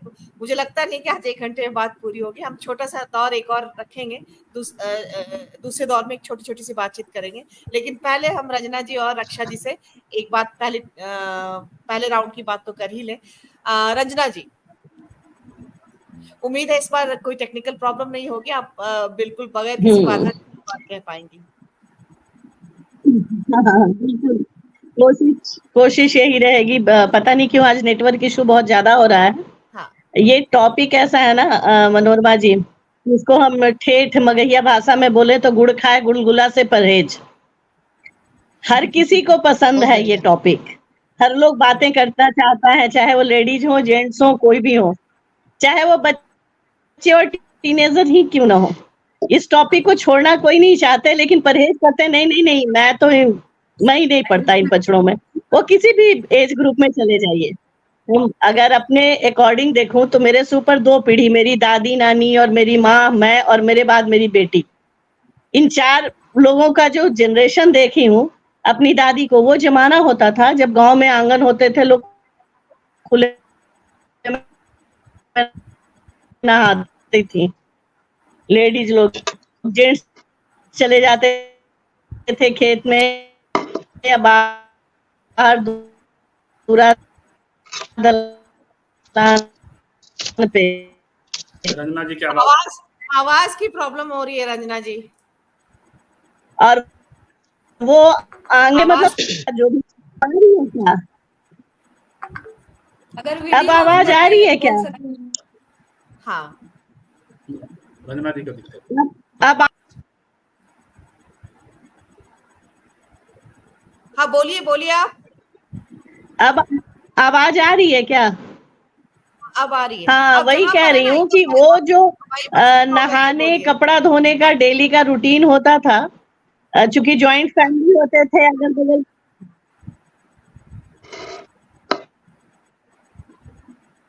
क्या बोल रही है? नहीं कुछ नहीं, बोलिए। मैं बोली कि जहाँ पे जिस फ्रेम में आप हैं तो ना, उसी वो जो एक दूसरे को छेड़ना होता था, जमकर छेड़ती थी। हाँ, वहीं पे हूँ, वहीं से बोल रही हूँ। आवाज नहीं जा रही? आ रही है, बात जारी रखिए। मेरी आवाज नहीं जा रही है? आ रही है। हाँ, वही कह रही हूँ कि वो लोग जब उन लोगों का जो नहाना धोना जो चलता था, उसमें एक दूसरे के साथ छेड़छाड़, मजाक, हंसी मजाक। और वहां पे क्या होता था ना कि चाहे बुआ सास होती थी, वो भी बहू के साथ मजाक कर लेती थी, और अच्छे से सब चीज, कोई बॉडी शेमिंग की आज जो बात होती है वैसी बातें भी नहीं होती थी। तो चाहे गीत के हिसाब से देखें, गाली के हिसाब से देखें, शादी ब्याह का फंक्शन देखें या नॉर्मल रूटीन में देखें, ये तो रहता था। लोग को हंसी मजाक के उसमें दायरे में हमेशा से रहता था। ये अलग बात था कि वो 4 दीवारी में होती थी, लेकिन हंसी मजाक छेड़छाड़ चलता रहता था। चाहे हमारे घर में मेड ही क्यों ना है, वो भी छेड़छाड़ कर जाती थी बहुरिया से। अगर नई नवेली आई हो और घर में काम करने आती है, वो भी 2 बार छेड़ जाती थी। कोई बुरा नहीं मानता था इन चीजों को, और बुरा मानने का मुझे नहीं लगता कि ऐसा कुछ था जो अनैतिक जैसा था या कुछ हमारे जीवन से अलग चीज है, क्योंकि हर किसी की जिंदगी का हिस्सा तो होता ही होता था। अभी साहित्य की बात, पता नहीं उसको साहित्य उनको मानते हैं नहीं मानते हैं आप लोग। तस्लीमा नसरीन को पढ़े, उनकी आत्मकथा कितने आराम से खुलकर उन्होंने लिखा, एक एक चीजों को जो व्याख्या कर गई थी। हम मगध में जाएं, कहीं भी जाएं, वो बेशक बांग्लादेश में रहते हुए लिखी, लेकिन इंडिया में भी उस चीज को हम नकार नहीं सकते जो कुछ भी उन्होंने लिखा था। आज मगध से उठकर मैं दिल्ली में बैठी हूँ, 15-20 साल हो गए। यहाँ भी वही हाल है। किटी ग्रुप में अगर आप जाएं, महिलाओं के 10 महिलाओं का ग्रुप के साथ बैठो, तो छेड़छाड़ तो चलता है, छेड़छाड़ ही नहीं चलता है। अब एक प्लस चीज ये होता है कि अपने अंदर की जो फीलिंग्स होती है सेटिस्फैक्शन को लेकर, उस पर भी डिस्कशन करते हैं। तो इसमें अश्लीलता जैसी कोई बातें होती नहीं। अश्लीलता तब आ जाती है जब आप सार्वजनिक तौर पे इसको उस वे में बोल जाएं। आपस में तो हंसी मजाक के तौर पे ले, तब अश्लीलता और बाकी चीजें तो है नहीं इस टॉपिक पे। और रही बात मूवी की, मैं नहीं देखी हूँ, मैं चमकीला मूवी अभी तक देखी नहीं हूँ, इसलिए मुझे आइडिया ही नहीं है। नहीं, हम मूवी के बारे में बात भी नहीं कर रहे हैं, हमने उसके बहाने से जो ये हुआ तो हाँ, हमने उसे एक संदर्भ रखा कि उसके बहाने अश्लीलता मैं नहीं देखी हूँ, वो लेकिन हमारे यहाँ हाँ, वो केंद्र में आया। हमारे यहाँ मगध में इन चीजों का है, जैसे गीत का सिर्फ मिथिला में ही नहीं है, तिलक क्या शादी तब से ही गीत में गाली तो जम के चलता ही है। गीत क्या कहें, बच्चा होना क्या कहें, या नॉर्मल रूटीन में ये चलता है। ऐसा कुछ नहीं है कि जिंदगी है बहुत ज्यादा। मैं तो अगर व्यक्तिगत बोलूं तो मैं अपने तो होता है, ठीक है, इसको बिल्कुल ही नहीं कह सकते कि हाँ ये अश्लील है और ये दरकिनार करने वाली चीजें हैं। जी ठीक है। हम रक्षा थोड़ी सी रंजना जी आपकी जो है ना टेक्निकल उसकी वजह से हाँ थोड़ा सा जो है वो हो गया, आवाज जो है रुक रुक करके आ रही थी। हाँ रक्षा जी आपके पास आते हैं। आज के समय में तब जबकि हम देख रहे हैं कि अलग कई तरह के समय एक साथ चल रहे हैं। लापता लेडीज भी फिल्म आई है अभी, है ना, और वो फिल्म जो है जिस दुनिया में लेकर आपको जाती है वो दुनिया बिल्कुल अलग है जिस दुनिया की बात अभी सुनीता जी और हम कर रहे थे। हम जब वहां पर मतलब वो दुनिया भी एग्जिस्ट करती है, ऐसा नहीं है कि एग्जिस्ट नहीं करती है। और भले लोग कहें कि मतलब वो दुनिया जो अब दुनिया बहुत बदल चुकी है, नहीं, अभी भी वैसी दुनिया अभी भी है। तो आपकी नजर में आप दिल्ली में भी रह रही हैं और बिहार का भी आपको आपके निजी जीवन में बिहार का भी थोड़ा सा अनुभव तो है ही। तो कहने का मतलब जो हाँ गांव देहात या कस्बाई इलाका है वहां भी आपने इन सब चीजों को देखा है। तो किस तरह से जो है महिलाओं की यौनिकता जो है वो नियंत्रित हमेशा नियंत्रित तो की जाती ही रही है, लेकिन एक एलिमेंट फैंटेसी का रहा है जो जो उनको उससे थोड़ा सा एक स्पेस देता रहा, एक खिड़की देता रहा है। और वही एलिमेंट हम आप लोक गीतों में पाते हैं और उन सब चीजों में जो लोक साहित्य उन सब में हम पाते हैं। तो आपने किस तरह से इसको अपने अपने अनुभव में कैसे इसको देखा है? हाँ, सभी को नमस्कार और छायाताई आपको विशेष नमस्कार। आज मिले हैं, नागपुर में मिले थे उसके बाद नमस्ते। मैं बड़ी अच्छी और समृद्ध चर्चा रही थी। और जहां तक मैं अपने दिल्ली की बात करूं तो दिल्ली की बात मुझे जो समझ आया है यही कि इतना तनाव है महिलाओं के ऊपर, प्रेशर है कि घर तो संभाल ही रही हैं, बाहर भी संभाल रही हैं। तो जिस स्पेस की हम बात करना चाह रहे हैं कि जिस स्पेस में वो अपनी फैंटेसीज को पैदा कर पाए या कुछ बात कर पाए, तो मुझे लगता है उनके पास ये स्पेस भी नहीं बचा है आज के समय में। तो खैर मैं ये तो दिल्ली की बात हुई। मैं जो सारी बातचीत थी उसका कुछ एक चीजें जो मेरे को समझ आई बस मैं वही बात करूंगी कि जब हम कहते हैं कि किसी की अभिव्यक्ति से दूसरे की स्वतंत्रता में हनन ना हो, ये वो अभिव्यक्ति कभी अश्लील नहीं हो सकती। ये बातचीत में मुझे ये समझ आई बात। दूसरी चीज ये कि जिस समय शादी ब्याह की हम जब बात कर रहे थे तो मैं बहुत छोटी थी, तो मैं सो रही थी, बारात मतलब लड़की विदा हो रही थी और मैं सो रही थी। अचानक बहुत जोर से दहाड़े मार के रोने की सी आवाज आई। मैं चौंक कर उठी और रोने के बीच बीच में गालियों की भी आवाज आई। मैं घबरा गई क्योंकि वो चीज मैं समझती नहीं थी। मतलब शायद मैं 8वीं 9वीं में रही होंगी। और मैंने कहा ये क्या हो रहा है? तो मेरी मौसी जी ने कहा नहीं सो जा, चुपचाप सो जा, कुछ नहीं हो रहा, ये ऐसी ही बातें होती।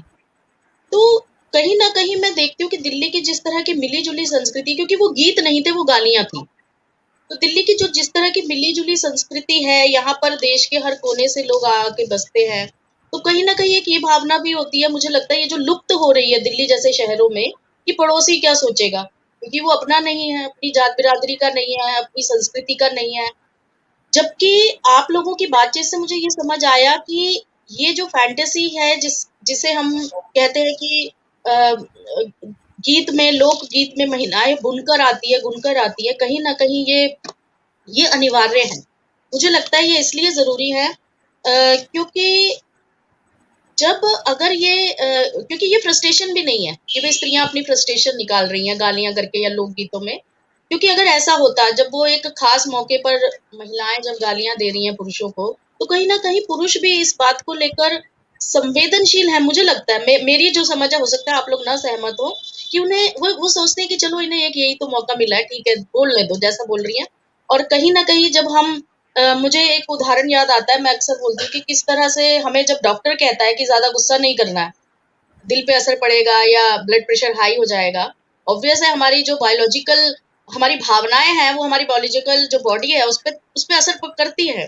तो इसी तरह से जब हम इस तरह की यौनिकता या लैंगिकता की बात जब करते हैं तो कहीं ना कहीं वो भी हमारी बॉडी को एक खास माहौल में, ये नहीं कि हर समय, एक खास माहौल में जिसे हम, एक अंग्रेजी शब्द होता है रिजुविनेट करती हैं। मुझे ऐसा लगता है कि ये इसलिए लेकिन अभी तो क्या होता है कि शादी ब्याह होते हैं, शादी में आप ये देखिए अब तो गाने वाले बुलाए जाते हैं लोग, क्योंकि लोग भूलते चले जा रहे हैं गीत, याद रखने का समय भी नहीं है किसी के पास। और शायद कुछ परचेजिंग पावर इस तरह के है कि लोग कहते हैं कि ठीक है गाने वाले को बुला लेंगे और फिर वो अपने हिसाब से गाने गाते हैं। तो कहीं ना कहीं जहाँ साहित्य की जब बात हो रही थी तो मुझे जूही, सब बातें हो रही थी तो मेरे को जूही की कली याद आ रही थी, जिसे महावीर प्रसाद द्विवेदी जी ने छापने से मना कर दिया था सरस्वती में, क्योंकि वो एक पवन और कली, जूही की कली की बातचीत हो रही है कि भी किस तरह से वो प्रतीकात्मक रूप में, मतलब वो इस तरह की बातें नहीं होनी चाहिए।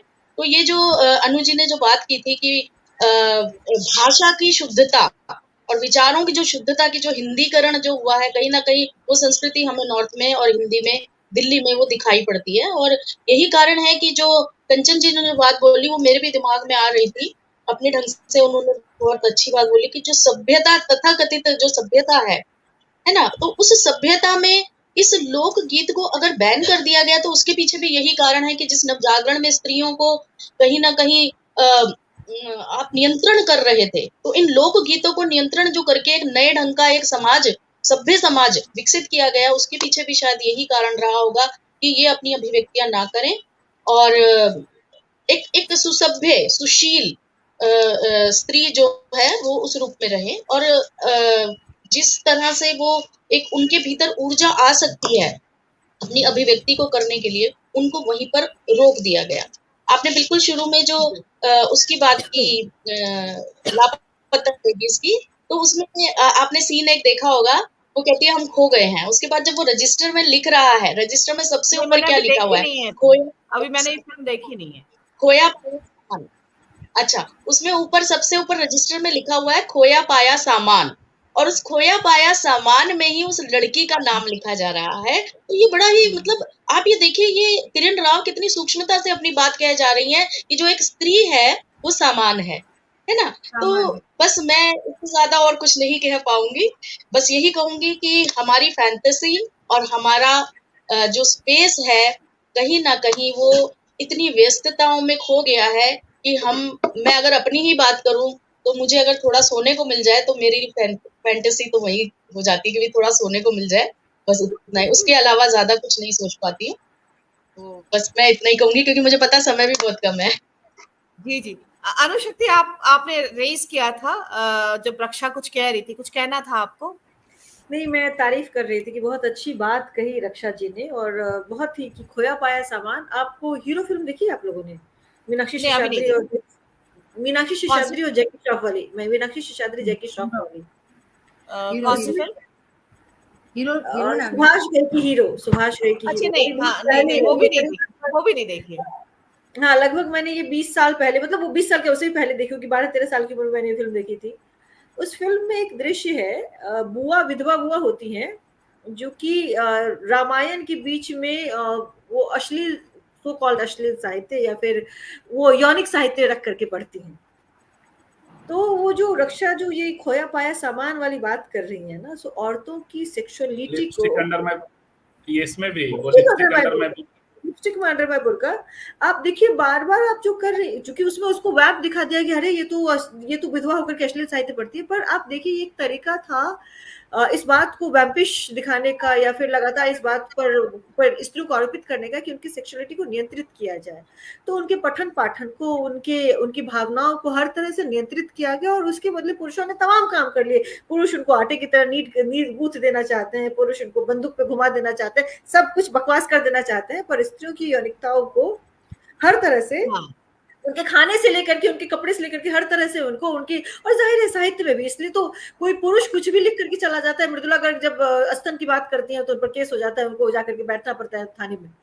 तो this is how it has been work. अगर आप 100 साल पहले देख लें या इस वक्त देख लें जी। और यहाँ तक कि जो हमारी संस्कृति में भी मान लीजिए जो दो मौके हैं, मटकोर और इस तरह के, जहां पर कि ज्यादा अश्लील गीत ज्यादा वहां पर गाए जाते, तो वो जगह है जहाँ पे पुरुषों की उपस्थिति नहीं होती है, ना तो उसमें उपस्थिति होती है पुरुषों की, ना ही उसमें। यहाँ तक कि मड़वा पे भी जो समधी पक्ष को गाना सुनाया जाता है, तभी भी बहुत ज्यादा उपस्थिति नहीं होती है वधु पक्ष के लोगों, स्त्रियां ज्यादा होती हैं, तो उस वक्त गाली। तो ये 3 मौके होते हैं जबकि गाली दी जा रही होती है, और ये तीनों ही मौके उस तरह के होते हैं जबकि जैसे द्वार पूजा के वक्त भी होती है, लेकिन हमारे यहाँ तो मड़वा में और भोजन में तमाम पुरुष बैठे होते हैं बारात पक्ष के, और तब स्त्रियां गाली दे रही।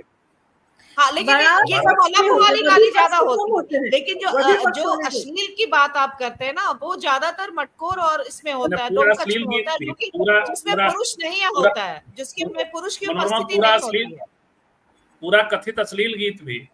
अभी तो लालू जी का पूरा परिवार के साथ बैठे हुए, आजकल राजनीति ही ज्यादा लोग सुनते, वहीं से एग्जाम्पल लेते हैं, तो सारा मैं वहीं से दे रहा। तो लालू जी का भी एक गीत देखिएगा, वीडियो देखिएगा, पूरा परिवार के साथ सुन रहे हैं। राबड़ी जी बैठी हैं, बेटियां बैठी हैं, और वो हेमा बहनें, जो 3 बहनें हैं, वो गाली गा रही हैं, और पूरा बाजप्ता जो जिसको कथित अश्लील कहते हैं, और सब सुन रहे हैं, अच्छे से सुन रहे हैं। ऐसा ही रहा है, ऐसा ही माहौल रहता है। एक बात और मैं मनोरमा जी जोड़ना चाहूंगी, जो मेरा अनुभव है, अगर शादी ब्याह में मड़वा के वक्त या फिर समधी मिलने वक्त स्त्रियां गाली नहीं देती थी, तो पुरुष आकर कहते थे वर पक्ष के जो मजा नहीं आया, कुछ स्वागत नहीं हुआ, उसे स्वागत में भी लिया जाता था। खाना खाने वक्त जो गालियां दी जाती थी, बिल्कुल, तो डिमांड भी होता था पुरुषों का, वो सुने, स्वाद बढ़ जाता था। एक मुझे परेशानी मनोरमा जी, एक महाराष्ट्र में एक लावनी प्रकार है, महाराष्ट्र में तो महिलाओं को ही देते हैं, उनके ही अंगों का वर्णन या उनके रिश्ते को अपने इधर के पुरुषों से जोड़ करते। ये एक मुझे समस्या होती है कि आखिर महिलाओं को ही फिर जो भी कहना है, इसलिए वो कहते हैं कि मजा नहीं आया। जो भी कहेंगी महिलाओं को, वो कहेंगी, और हमारी पत्नियों को या बहनों को कहेंगी। ये एक बात है। ठीक है, चलिए अब हम दूसरे दौर में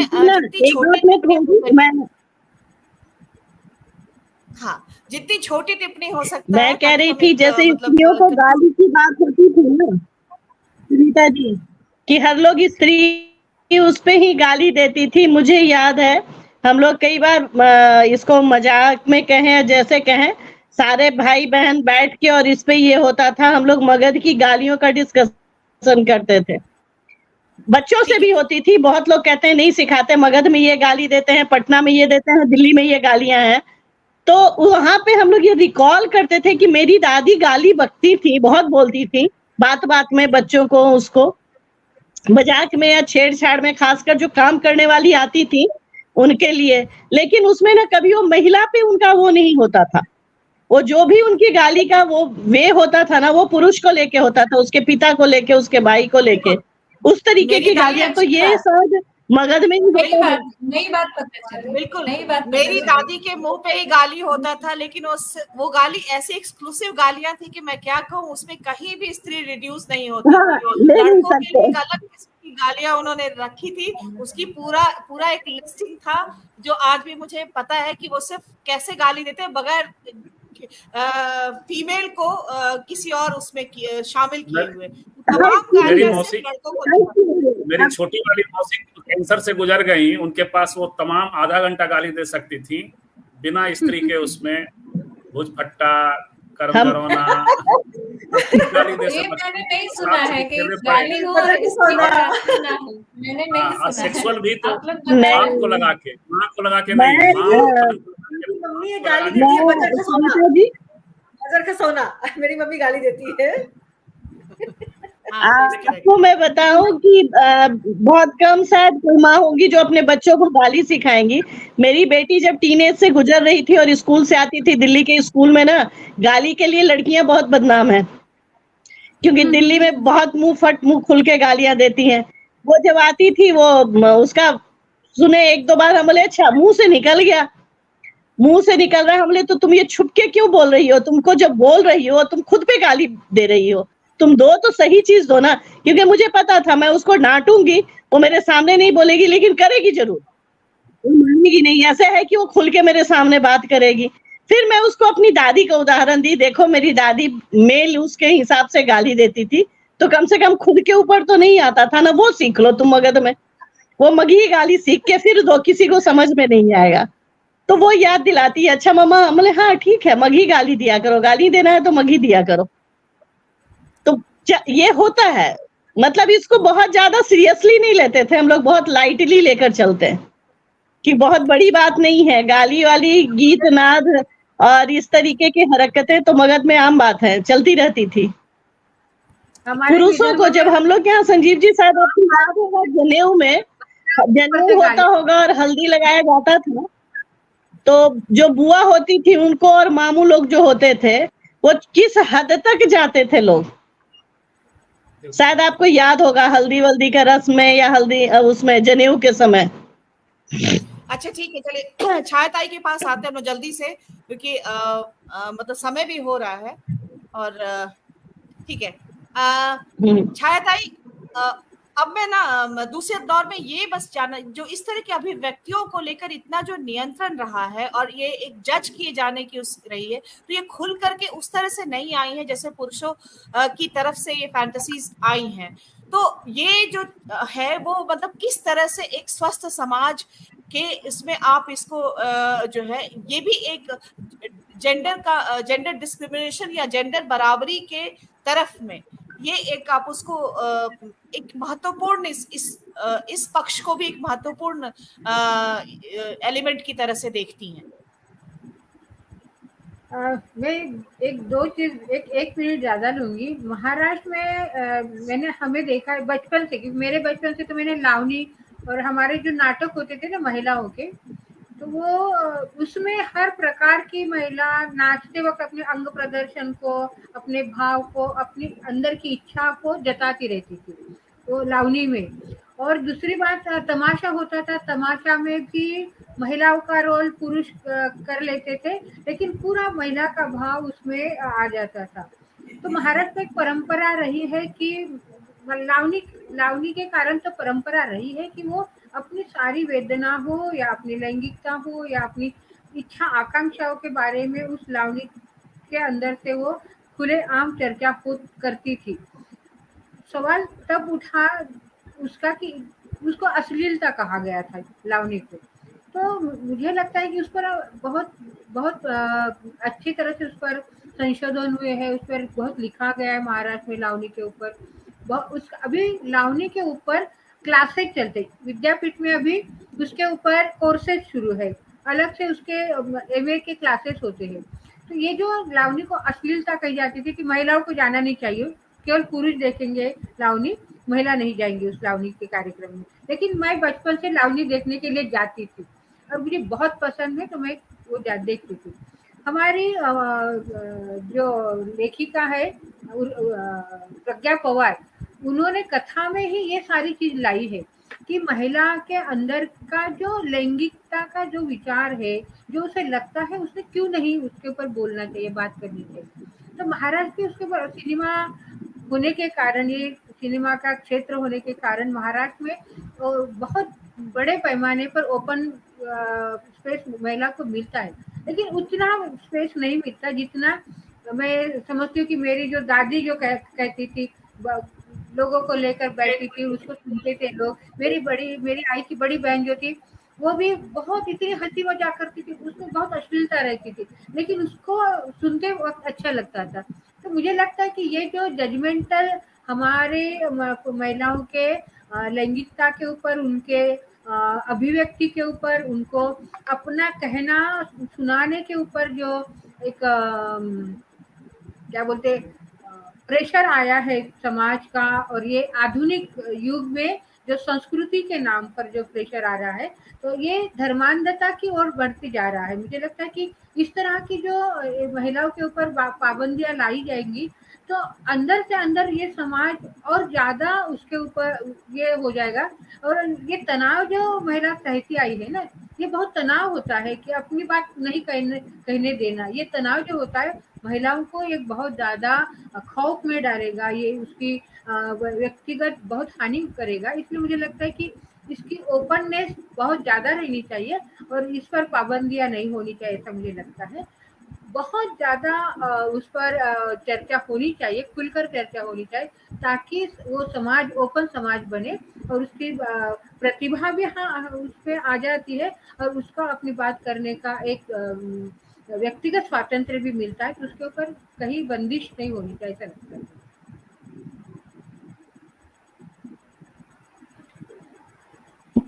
जी, आपने बहुत महत्वपूर्ण बात कही। अब हम अनुशक्ति के पास आते हैं, और ये है कि अभी तमाम वर्जनाएं टूटी हैं। खास तौर पे अगर हम फिल्मों और ओटीटी की दुनिया की तरफ आते हैं, साहित्य में भी, तो महिलाएं तमाम वर्जनाओं से मुक्त होकर अपने आप को अभिव्यक्त कर रही हैं। तो एक तो वो है यहाँ, लेकिन परंपरा में जब हम बात करते हैं तो हम तमाम नई तरह की परंपराएं आ रही, उन परंपराओं में जैसे अभी एक उसकी तरह से गारी गीत जो है वो रिवाइव हुआ है, तो लेकिन उसमें बहुत एक एलिट उसमें एलिमेंट है, वो चीज नहीं है। चाहे वो विभा रानी भी जाके लंदन तक वो गाकर आती हैं, लेकिन उसमें वो वैसी गालियां नहीं गा पाती हैं जो गालियां एक्चुअली हमारे लोक परंपरा का हिस्सा रही हैं। चाहे वो लालू प्रसाद यादव के आगे जो है वो तीनों बहनें गाती हैं, वो भी तब जबकि मतलब उनपे अब लग रहा है कि वो भी उस पे जा रही हैं और गा रही है, जबकि अभी भी वो उस तरीके पे नहीं आई है जो असल परंपरा रही है। तो एक वो भी है कि हम लगातार शहरीकृत हो रहे हैं और एक जैसी एक रस, अब सभी जगह वही मेहंदी, वही हल्दी, वही संगीत, वही बॉलीवुड, बस यही कुछ हो रहा है। तो इसके आगे तो ये सारी चीजें, दूसरा जो है अभिव्यक्ति का एक पैरेलल हम यहाँ पर आकर देख रहे हैं, जब ओटीटी फिल्मों और इन सब में जो है एक नए तरीके से जो है महिलाएं अब जो है खुल करके उनकी सेक्सुअलिटी भी आ रही है, उनके डिजायर्स भी आ रहे हैं। यहाँ तक कि हमारे पास थैंक यू फॉर कमिंग जैसी फिल्में, भले ही वो बहुत लचर टाइप की रही हो, लेकिन फिर भी शीर्षक तो है, शीर्षक किसी तरह का है और वो उसी पे सेंटर्ड है। तो अब बताइए क्या इसको किस तरह से, नहीं इसको किस तरह से अब आगे वाला जो आने वाला समय, हाँ मतलब जो भविष्य, इसी प्लेटफॉर्म पे हमने ऑर्गेज्म की चर्चा की थी। हाँ तो रिएक्शन याद है लोगों का? उसके बाद एक पोस्टर बना था, रिएक्शन याद है आपको? स्त्री काल और तो बराबर मात्रा में हजारों लोग गाली दे रहे थे। और थैंक यू फॉर कमिंग में मुझे तो कई बार लगा कि हमारी जो चर्चा है, लगता है उन लोगों ने उसको रिसर्च के तौर पे इस्तेमाल कर लिया था। खैर मुझे लगता है कि औरतों की सेक्सुअलिटी अगर औरतें खुद से जिक्र कर रही हैं उसका, इट्स अ वेलकम चेंज। ये बहुत ही अच्छी बात है, क्योंकि औरतें अपनी चीज के बारे में खुद नहीं बताएंगी तो कौन बताएगा? पुरुष तो अब तक उनका ठेका लेते ही आए। इट्स वेरी इंपॉर्टेंट, बहुत ही it's need of the hour कि औरतें अपनी चर्चा खुद करें। और इसको मैं बहुत भले ही गाली की परंपरा बहुत अभी एलीट वे में, और मुझे लगता है आपको पता है एक चीज बताऊं मैं, कि जहां से आप कह रही है ना, जो lower strata of the society है, वहां से गाली अभी गायब हुई नहीं है। It's still very much there. वहां पे जो वो कन्वर्सेशन है, वो जो जिसको यहाँ पे लोग अश्लील करार दे देते हैं, कथित तौर पर अश्लील करार देते हैं, वो कन्वर्सेशन बहुत हद तक उस सेगमेंट में है। ये जो मिडिल क्लास था, जिसको बहुत अधिक सभ्य होने की बीमारी लग गई थी, ये शायद धीरे धीरे इसमें एक थोड़ा सा अवेकनिंग हुआ है, एक वेलकम चेंज आया है। ये इसमें से कुछ लोग उस ओर बढ़ रहे हैं जिसको अश्लीलता नहीं कह सकते हैं, पर यौनिकता को अंगीकृत करना कह सकते हैं, लैंगिकता और यौनिकता को अंगीकृत करना कह सकते हैं। तो मुझे यह जो परिवर्तन नया है, चाहे वो थैंक यू फॉर कमिंग जैसी फिल्में हो, या फिर लिपस्टिक अंडर माय बुर्का हो, या किसी भी चीज जिसमें औरत की यौनिकता और पुरुषों की लैंगिकता, में दोनों शब्द में बार बार अलग अलग इस्तेमाल करती हूँ, वो खुलकर दिख रही है। I find it to be a welcome change and I appreciate it.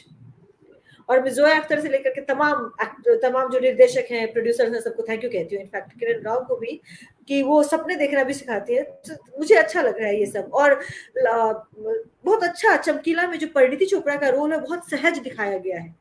तो वो सहजता औरतों के चेहरों पे बहुत आवश्यक है। वो भी वैसे ही गीतकारी है जैसा गीत चमकीला गा रहा है, और वो बराबरी में बहुत सहज है। वो जो सहजता है ना परिणीति के चेहरे पर, औरतों के चेहरे पर अपनी बात कहते वो सहजता आनी जरूरी है। लेकिन वो किसी और दौर की महिला, किसी और लोकेशन की, हाँ, उस लोकेशन की महिलाओं में अभी भी सहजता है। पर एक चीज और मैं कहना चाहूंगी, वहां पर चमकीला भले ही औरतों को लेकर ऑब्जेक्टिफाई कर रहे हैं, पर परिणीति ऑब्जेक्टिफाई नहीं कर रही है। परिणीति अपनी बात कह रही है कि मेरा दुपट्टा ले लो, और या फिर ये ऐसी बातें मैं करूंगी, या फिर मैं कहती, या फिर वो जो उसका एक गाना ही है कि तकती रहूं और छू, उस गाने में ही आप देखिए तो इम्तियाज ने वो गाना भी अगर लिखवाया है, वो फीमेल सेक्सुअलिटी का गाना है। तो बहुत अच्छा, मुझे इन सारी चीजों में वो गाना तो इस वक्त का है ना, गाना तो इम्तियाज ने अभी लिखवाया है कि तुझे तकती रहूं, तुझे देखती रहूं। This all are welcome change. मुझे ये चीजें अच्छी लग रही है, मैं तो अप्रिशिएटिव ही होंगी इसको लेकर। जी ठीक है, कंचन जी के पास आते। कंचन जी थोड़ा सा और इसमें मैं चाहती हूँ कि अनुशक्ति ने जो कहा है उसको उसमें और आपकी तरफ से मैं चाहूंगी कि आप जोड़े उसमें कि एक जो है एक एलीट जो वो चीज है अभिव्यक्ति के, इसमें जो हम ओटीटी और इन सब सारे माध्यमों में देखते हैं, हालांकि उसमें ये भी है कि ऐसा नहीं है कि उसमें हर क्लास की महिला नहीं, कई सारी हमने लव स्टोरी इस तरह की जो फिल्म आई है जिसमें एक एंथोलॉजी है फिल्मों की, उसमें कई डाइवर्स बैकग्राउंड की महिलाएं हैं और बिल्कुल वो महिलाओं की सेक्सुअलिटी को केंद्र में रखती हुई फिल्में हैं, स्टोरी क्लिपिंग्स हैं। तो वो है, लेकिन फिर भी वो जहां से बनकर आती है उसमें जो उसका हिस्सा होती है वो एक तरह से वो अलग उसकी महिलाएं होती है। और एक दूसरा सीधा सीधा हमारे पास जो है कॉन्ट्रास्ट उसका, वो गांव का है, वो रूरल इलाके का है। और जहां पर अभी हम सबसे ज्यादा अगर हिंदी पट्टी में आते हैं, बिहार में आते हैं, तो बोलबाला जो है वो एक अश्लील गीतों का है, जहां पर वो ये जो लाइन जो है बार बार उसको मतलब वो मिट्टी ही हुई है, कहने का मतलब उसको ओवर पावर कर लिया है जो पुरुषों की इस तरह की अश्लील उनके अश्लील गीतों ने उसको पूरी तरह से ओवर पावर कर लिया, जहां पे औरतें सिर्फ हिंसा का वो है एक ऑब्जेक्ट है और वर्चस्व का जो है वो एक टूल है। इसे मैं यहाँ से शुरू करना चाहूंगी मनोरमा जी। जब गांव में प्रिंट मीडिया और इलेक्ट्रॉनिक मीडिया नहीं पहुंची थी, तब स्त्रियां खुलकर इस पर बातचीत करती थी आपस में भी, भले में आप अनपढ़ कह लीजिए, गवार कह लीजिए, लेकिन जो हम लोगों का जनरेशन है, आप लोगों का जनरेशन है, इसमें कह लीजिए जो अश्लील कह के या फिर इसे असभ्य कह के स्त्रियों को कंट्रोल किया गया। उसे कंट्रोल करने की साजिश तो शुरू से ही चली आ रही थी, लेकिन पढ़ने लिखने के बाद, और क्योंकि मैं देखती हूँ जो मेरी दादी और जो मेरी बुआ वगैरह की पीढ़ी के जो लोग हैं, वो लोक गीतों में भी और आपसी बातचीत में भी खुलकर बातचीत करती थी, पुरुषों के सामने नहीं, स्त्रियों के सामने ही। लेकिन जो हम लोगों की जो परवरिश हुई, वहां पर ऐसी बात करने का मतलब यह गंदी बात करना, उसे आचरण से जोड़ दिया जाता था, उसे चरित्र से जोड़ दिया जाता था। जो आप पढ़िए लिखिए, कुछ अच्छा कीजिए, ये सब मत कीजिए, इस पर बातचीत नहीं कीजिए, इससे चरित्र खराब होता है। तो चरित्र पर लांछन लगा के कैरेक्टर खराब क्या के कह लीजिए, उसे कंट्रोल ही किया गया। और जब आप अगर आज लापता लेडीज फिल्म मैंने देखी है, वो जहाँ वो एक जो संवाद है, जो घूंघट का मतलब उसकी पहचान ढक दो, बिल्कुल, तो ये अश्लील करके उसकी इच्छाओं को दबा दो।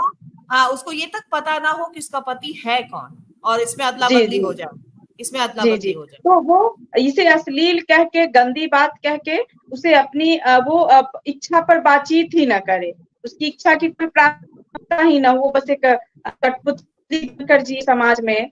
तो ये इसकी साजिश है जी। रंजना जी बिल्कुल कह रही हैं आप, क्योंकि इस तरीके की टॉपिक पर बात करना मतलब चरित्र पर उंगली उठाना। ये एक जी बिल्कुल। बड़ा मुद्दा रहा है। तो बहुत सवाल आपका ये जवाब रहा है, क्योंकि हम लोगों का दौर था कि हम लोग नानी दादी माँ बुआ को तो गप करते देखे, लेकिन हमारी कोई बहन नहीं थी तो हम किसी के साथ शेयर नहीं कर सकते थे। मनोरमा और गिरी शोभा जैसी किताबें पढ़कर कुछ समझने की कोशिश करते थे। इनफैक्ट पीरियड्स हो तो भी आप शेयर नहीं कर सकते, लोगों को नहीं कह सकते, बाकी बातें तो बहुत दूर की बातें थी। क्यों? तो जिससे बात करोगे मतलब तुम्हारा कैरेक्टर खराब हो रहा है, तुम कॉलेज जा रहे हो, स्कूल जा रहे हो, जरूर तुम्हारे कैरेक्टर पे उंगली। ये बहुत बड़ी बात थी, उस दौर से हम लोग जरूर गुजरे हैं। और यही नतीजा था कि हम लोगों के जुबान पे वो गालियां जो दादी और वो देती थी या जो गाती थी, वो हम लोगों के जुबान पे नहीं चढ़ पाया। हम लोग कोशिश करके भी उस चीज को नहीं एक्सेप्ट कर पाए, क्योंकि माइंड सेट कर दिया गया था कि तुम पढ़ने जा रहे हो, ये जा रहे हो, मतलब तुमको ये नहीं करना है। चरित्र से जोड़ना, ये वाकई आपने बहुत सही टॉपिक उसको ये किया। ठीक है सुनीता जी, एक ये भी है कि क्या मतलब जो महिलाओं की फैंटेसी होती है वो वो भावनात्मक, उनका जुड़ाव ज्यादा होता है, इसलिए वो पुरुषों की तरह से वो फैंटेसी जो है वो बहुत ज्यादा कामुकता की तरफ, यौनिकता की तरफ उतना ज्यादा नहीं होती वो गीतों में जो, लेकिन मूलतः वो उनके अंदर लॉयल्टी, एक निष्ठता और भावनात्मक एलिमेंट वो बहुत ज्यादा होता है। तो संभवतः ये भी बड़ी वजह हो कि पुरुषों की तरह से उनकी फैंटेसीज जो है वो बाहर नहीं आई है। इन सब कहीं से भी नहीं होती है। महिला अगर कोई फैंटेसी भी कर रही है तो वो पुरुष को भी हानि पहुंचाने का फैंटेसी ऐसे नहीं हो रहता है। जैसे पुरुषों का अधिकतर है कि उस पे हावी हो जाना या उसको किसी तरह से हिंसा या क्रूरता आ जाती है, वो बड़ी सॉफ्ट तरीके से रहता है महिलाओं में, जितना मैं अपने समझ से कह रही हूँ।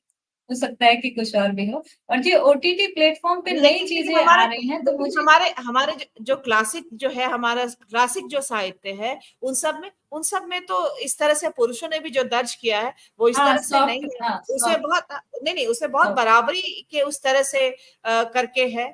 चाहे वो अब मूर्ति कला में ही देखते हो, मंदिरों में देख रहे हो, चाहे आप मतलब कामसूत्र से लेकर के वो सारी जो है किताबें, इन सब में तो वहां पर स्त्री को एक वस्तु की तरह से नहीं, बल्कि मतलब श्रृंगार के उसमें जहां पर प्रेम है और प्रेम के कारण उसका केंद्र जो है शरीर है और उसका जो है वो संबंध के साथ, हाँ मान के साथ दिखाया है मुझे। हाँ। और ओटीटी प्लेटफॉर्म मुझे लगता है क्योंकि अकेले में देखने वाली चीजें, वो हॉल में जब तक फिल्में आती थी एक चौखटे में बंद की ऐसे पितृसत्ता को भी बढ़ाती थी, महिलाओं को कैसा होना है, किसको नौकर को कैसे रखना है। लेकिन ओटीटी पे बहुत सारी चीजें बदल रही हैं जिसी में महिलाओं की भी स्थिति पूरी तरह से, मुझे लगता है ये इसलिए है कि हम ओटीटी में घर में बैठ के देख रहे हैं या दो लोग या अकेले देख रहे हैं, शायद सार्वजनिक रूप से ये चीजें उस तरह से नहीं आ पाती। चलिए ठीक है, तो अब हम चर्चा जो है आखिरी उसमें है। संजीव जी, अब आप एक आखिरी टिप्पणी कर दीजिए। अलग अलग क्या दोनों, खास तौर पे अभी जो सुनीता जी से मैंने पूछा था ये क्या ये एक वजह हो सकती है कि जो इन दोनों की फैंटेसीज अलग हैं और ये अभिव्यक्ति में उस तरह से खुल करके नहीं आए, क्योंकि भावनात्मक आधार ज्यादा होता है महिलाओं का पुरुषों की तुलना में, और जितना कि शरीर और भावनात्मकता कम होती है पुरुषों में महिलाओं के तुलना में संबंधों के मामले में। एक तो जो आपने हिंसा वाला एलिमेंट तो नहीं होता है ऐसा, मुझे मेरे आमने सामने से आज जो भी, क्योंकि महिलाओं के बीच काफी दादी नानी मौसी इन्हीं लोगों के बीच खेलते पड़ और आंगन में ही खेलते हुए और बड़े हुए हम लोग, तो उसमें वो नहीं रहता। लेकिन आप जो कह रही है एक निष्ठा वाली बात, वो भी सही नहीं है। वो उसमें इन्फिडिलिटी होती है और कई तरह के संबंधों में हंसी मजाक के जो दायरे हैं वो एक निष्ठा वाले दायरे में नहीं होते। तो वो वहाँ, और लोकगीतों में भी, लोक कथाओं में भी, हम लोग कंचन से हम बात कर रहे थे इसका, जब आने के लिए प्रेरित ही किया हमने सबको, तो उसमें जो है पहेली का जो प्रसंग है इनका, विजयदान देथा जिस पे फिल्म भी बन गई, तो वहाँ भूत कौन है? भूत तो विवाहेतर कोई शख्सियत ही है ना। तो ऐसी कई लोक कथाओं और लोकगीतों में मिल जाया करती, या नानी की कई कहानियां होती थी, जो रानी सारंगा वाली कहानी अलग अलग जगहों पे अलग अलग तरीके से है, तो वो होता है। अभी एक चीज हम जो सवाल उठता है ऑब्जेक्टिव बनाए जाने का, तो मेरे सामने भी एक सवाल है कि कितना ऑब्जेक्टिव होता है, वो सिर्फ ऑब्जेक्टिव होता है प्रसंग या उनकी अपनी भी एजेंसी होती है।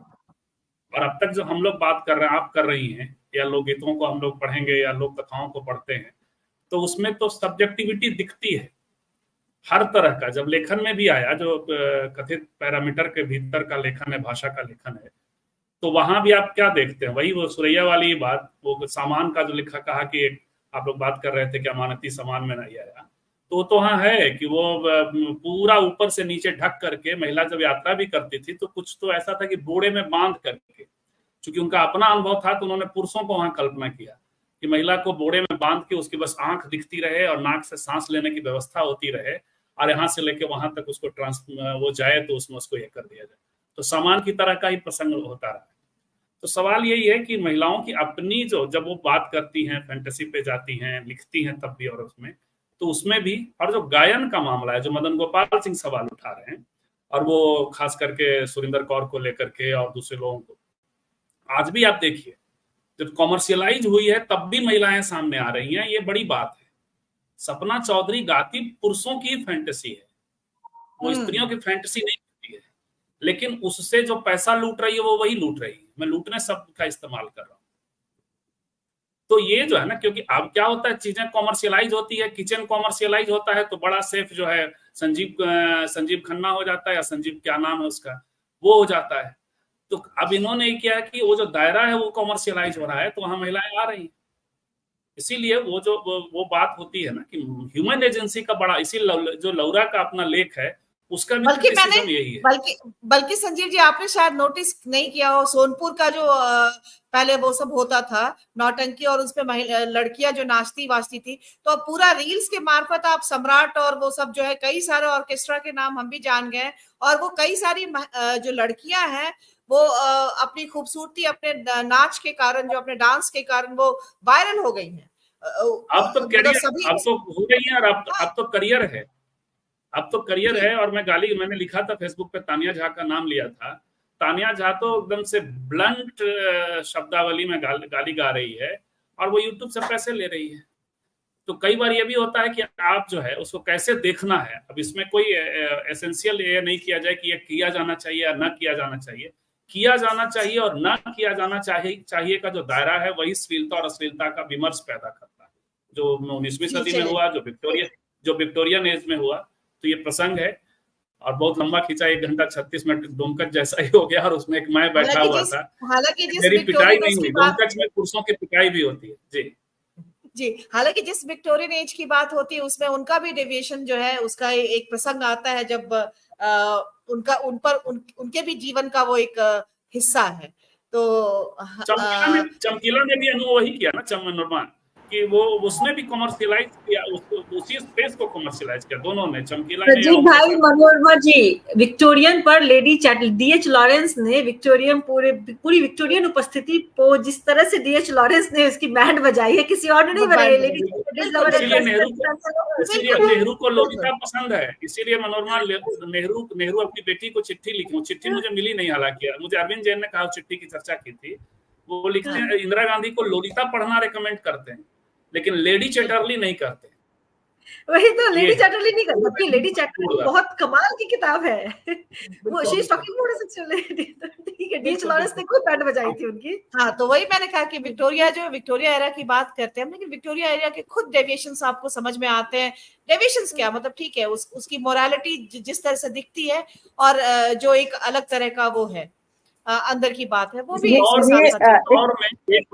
इस दौर में इस पर चर्चा होना, ऐसे गीतों का गाना भी जो छाया तय कर एकदम 100% एग्री। जिस तरह से ये सनातनी परंपरा जो है ना, वो जिधर महिलाओं के साथ खेल होने जा रहा है, हो रहा है, महिलाएं उसमें शामिल भी हैं, इस दौर में सब अच्छा ये होना चाहिए। और अच्छा है, हम लोग आज सूचित भी कर रहे हैं, हम लोग कोशिश कर रहे हैं, हम लोगों को भी एक कमला सुरैया मिल गई है, तो वो अपने 50-60 रिश्तों पे डिटेल में लिख रही है। तो हम चाहते हैं कि वो और रमनिका गुप्ता पहले से हैं ही, तो उनको भी पढ़ा जाना चाहिए। इनका और ही अलग लाइफ है, वर्सेटाइल लाइफ है, इंटरनेशनल लाइफ है। संजीव जी आप पहेलियों की बात कर रहे थे, मुझे अमीर खुसरो याद आ गए, और उनकी मुक्कारियां आप लोगों ने शायद पढ़ी हो। उसमें जो वो लिखते हैं और जैसे मतलब उसका जो मीनिंग दोहरे अर्थों में, अरे उनकी मुकरिया नहीं मुकरिया अच्छा जी बोला जी मुकरिया मैं भागूंगी, वो लोग घर से मुझे निकाल देंगे, वो खाना नहीं बिल्कुल खाने बिल्कुल मैं खुद एक मुकरी रेफर करने दीजिए, कंचन को एक मुकरी रेफर करने दीजिए। हाँ जी, एक जी। सुन लीजिए कंचन जी से मुकरी। हाँ सुनाइए जी कंचन। जी। एक पान ये जैसे एक लौंडी भेज उसे बुलवाया, नंगी होकर मैं लगवाया, हमसे उससे हो गया मेल, ए सखी साजन ना सखी तेल। इसी प्रकार इसमें बहुत सारा है, जैसे तोता का या पान वगैरह का जो दोहरे मीनिंग का इनका है। ना सखी साजन।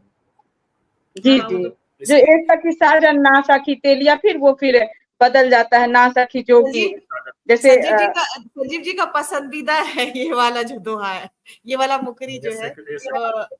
जी जी, जैसे बन ठन के सिंगार करे, धर मुंह पर मुंह प्यार करे, प्यार से मुंह पे देत है जान, ए सखी साजन ना सखी पान। तो इसमें तो अमीर खुसरो पूरे कह लीजिए जो ये माहिर है इसे लिखने में, इसे अभिव्यक्त करने में। और ये फिर अमीर खुसरो के बाद ये परंपरा नहीं मिलती है लेखन में भी। गांव में पहले चूड़ी वगैरह को लेकर था मौजूद, लेकिन वो अब विलुप्त हो गया है। जी ठीक है, तो पता है ये इस तरह का बहुत विषय इतना उस पे जिसपे और इतना ज्यादा इनपुट है सभी के पास कि मतलब और समय की जरूरत है, लेकिन जितना हम बात कर सके समय से काफी ज्यादा 1 घंटे 40 मिनट की ये बातचीत है। तो अब बिल्कुल ही कोई आखिरी 1-2 बात अगर किसी के इसमें महत्वपूर्ण अगर रह रहा हो तो जल्दी से आप लोग कह दें, लेकिन 1-2 वाक्य की ही बात हो तो फिर हम बातचीत खत्म करेंगे। छाया मैम ठीक है, तो चलिए हम फिर मिलते हैं कल किसी और चर्चा पर। आज की चर्चा को हम फिर यहीं विराम देते हैं, वैसे भी बहुत ज्यादा समय हुआ है। तो आप सबका बहुत शुक्रिया, आभार, और साथ में जाते जाते अनुरोध, आप हमारे चैनल को लाइक करें, सब्सक्राइब करें, और साथ में संभव हो तो आर्थिक सहयोग भी करें। इससे हमें मजबूती मिलेगी, ताकत मिलेगी। नमस्कार।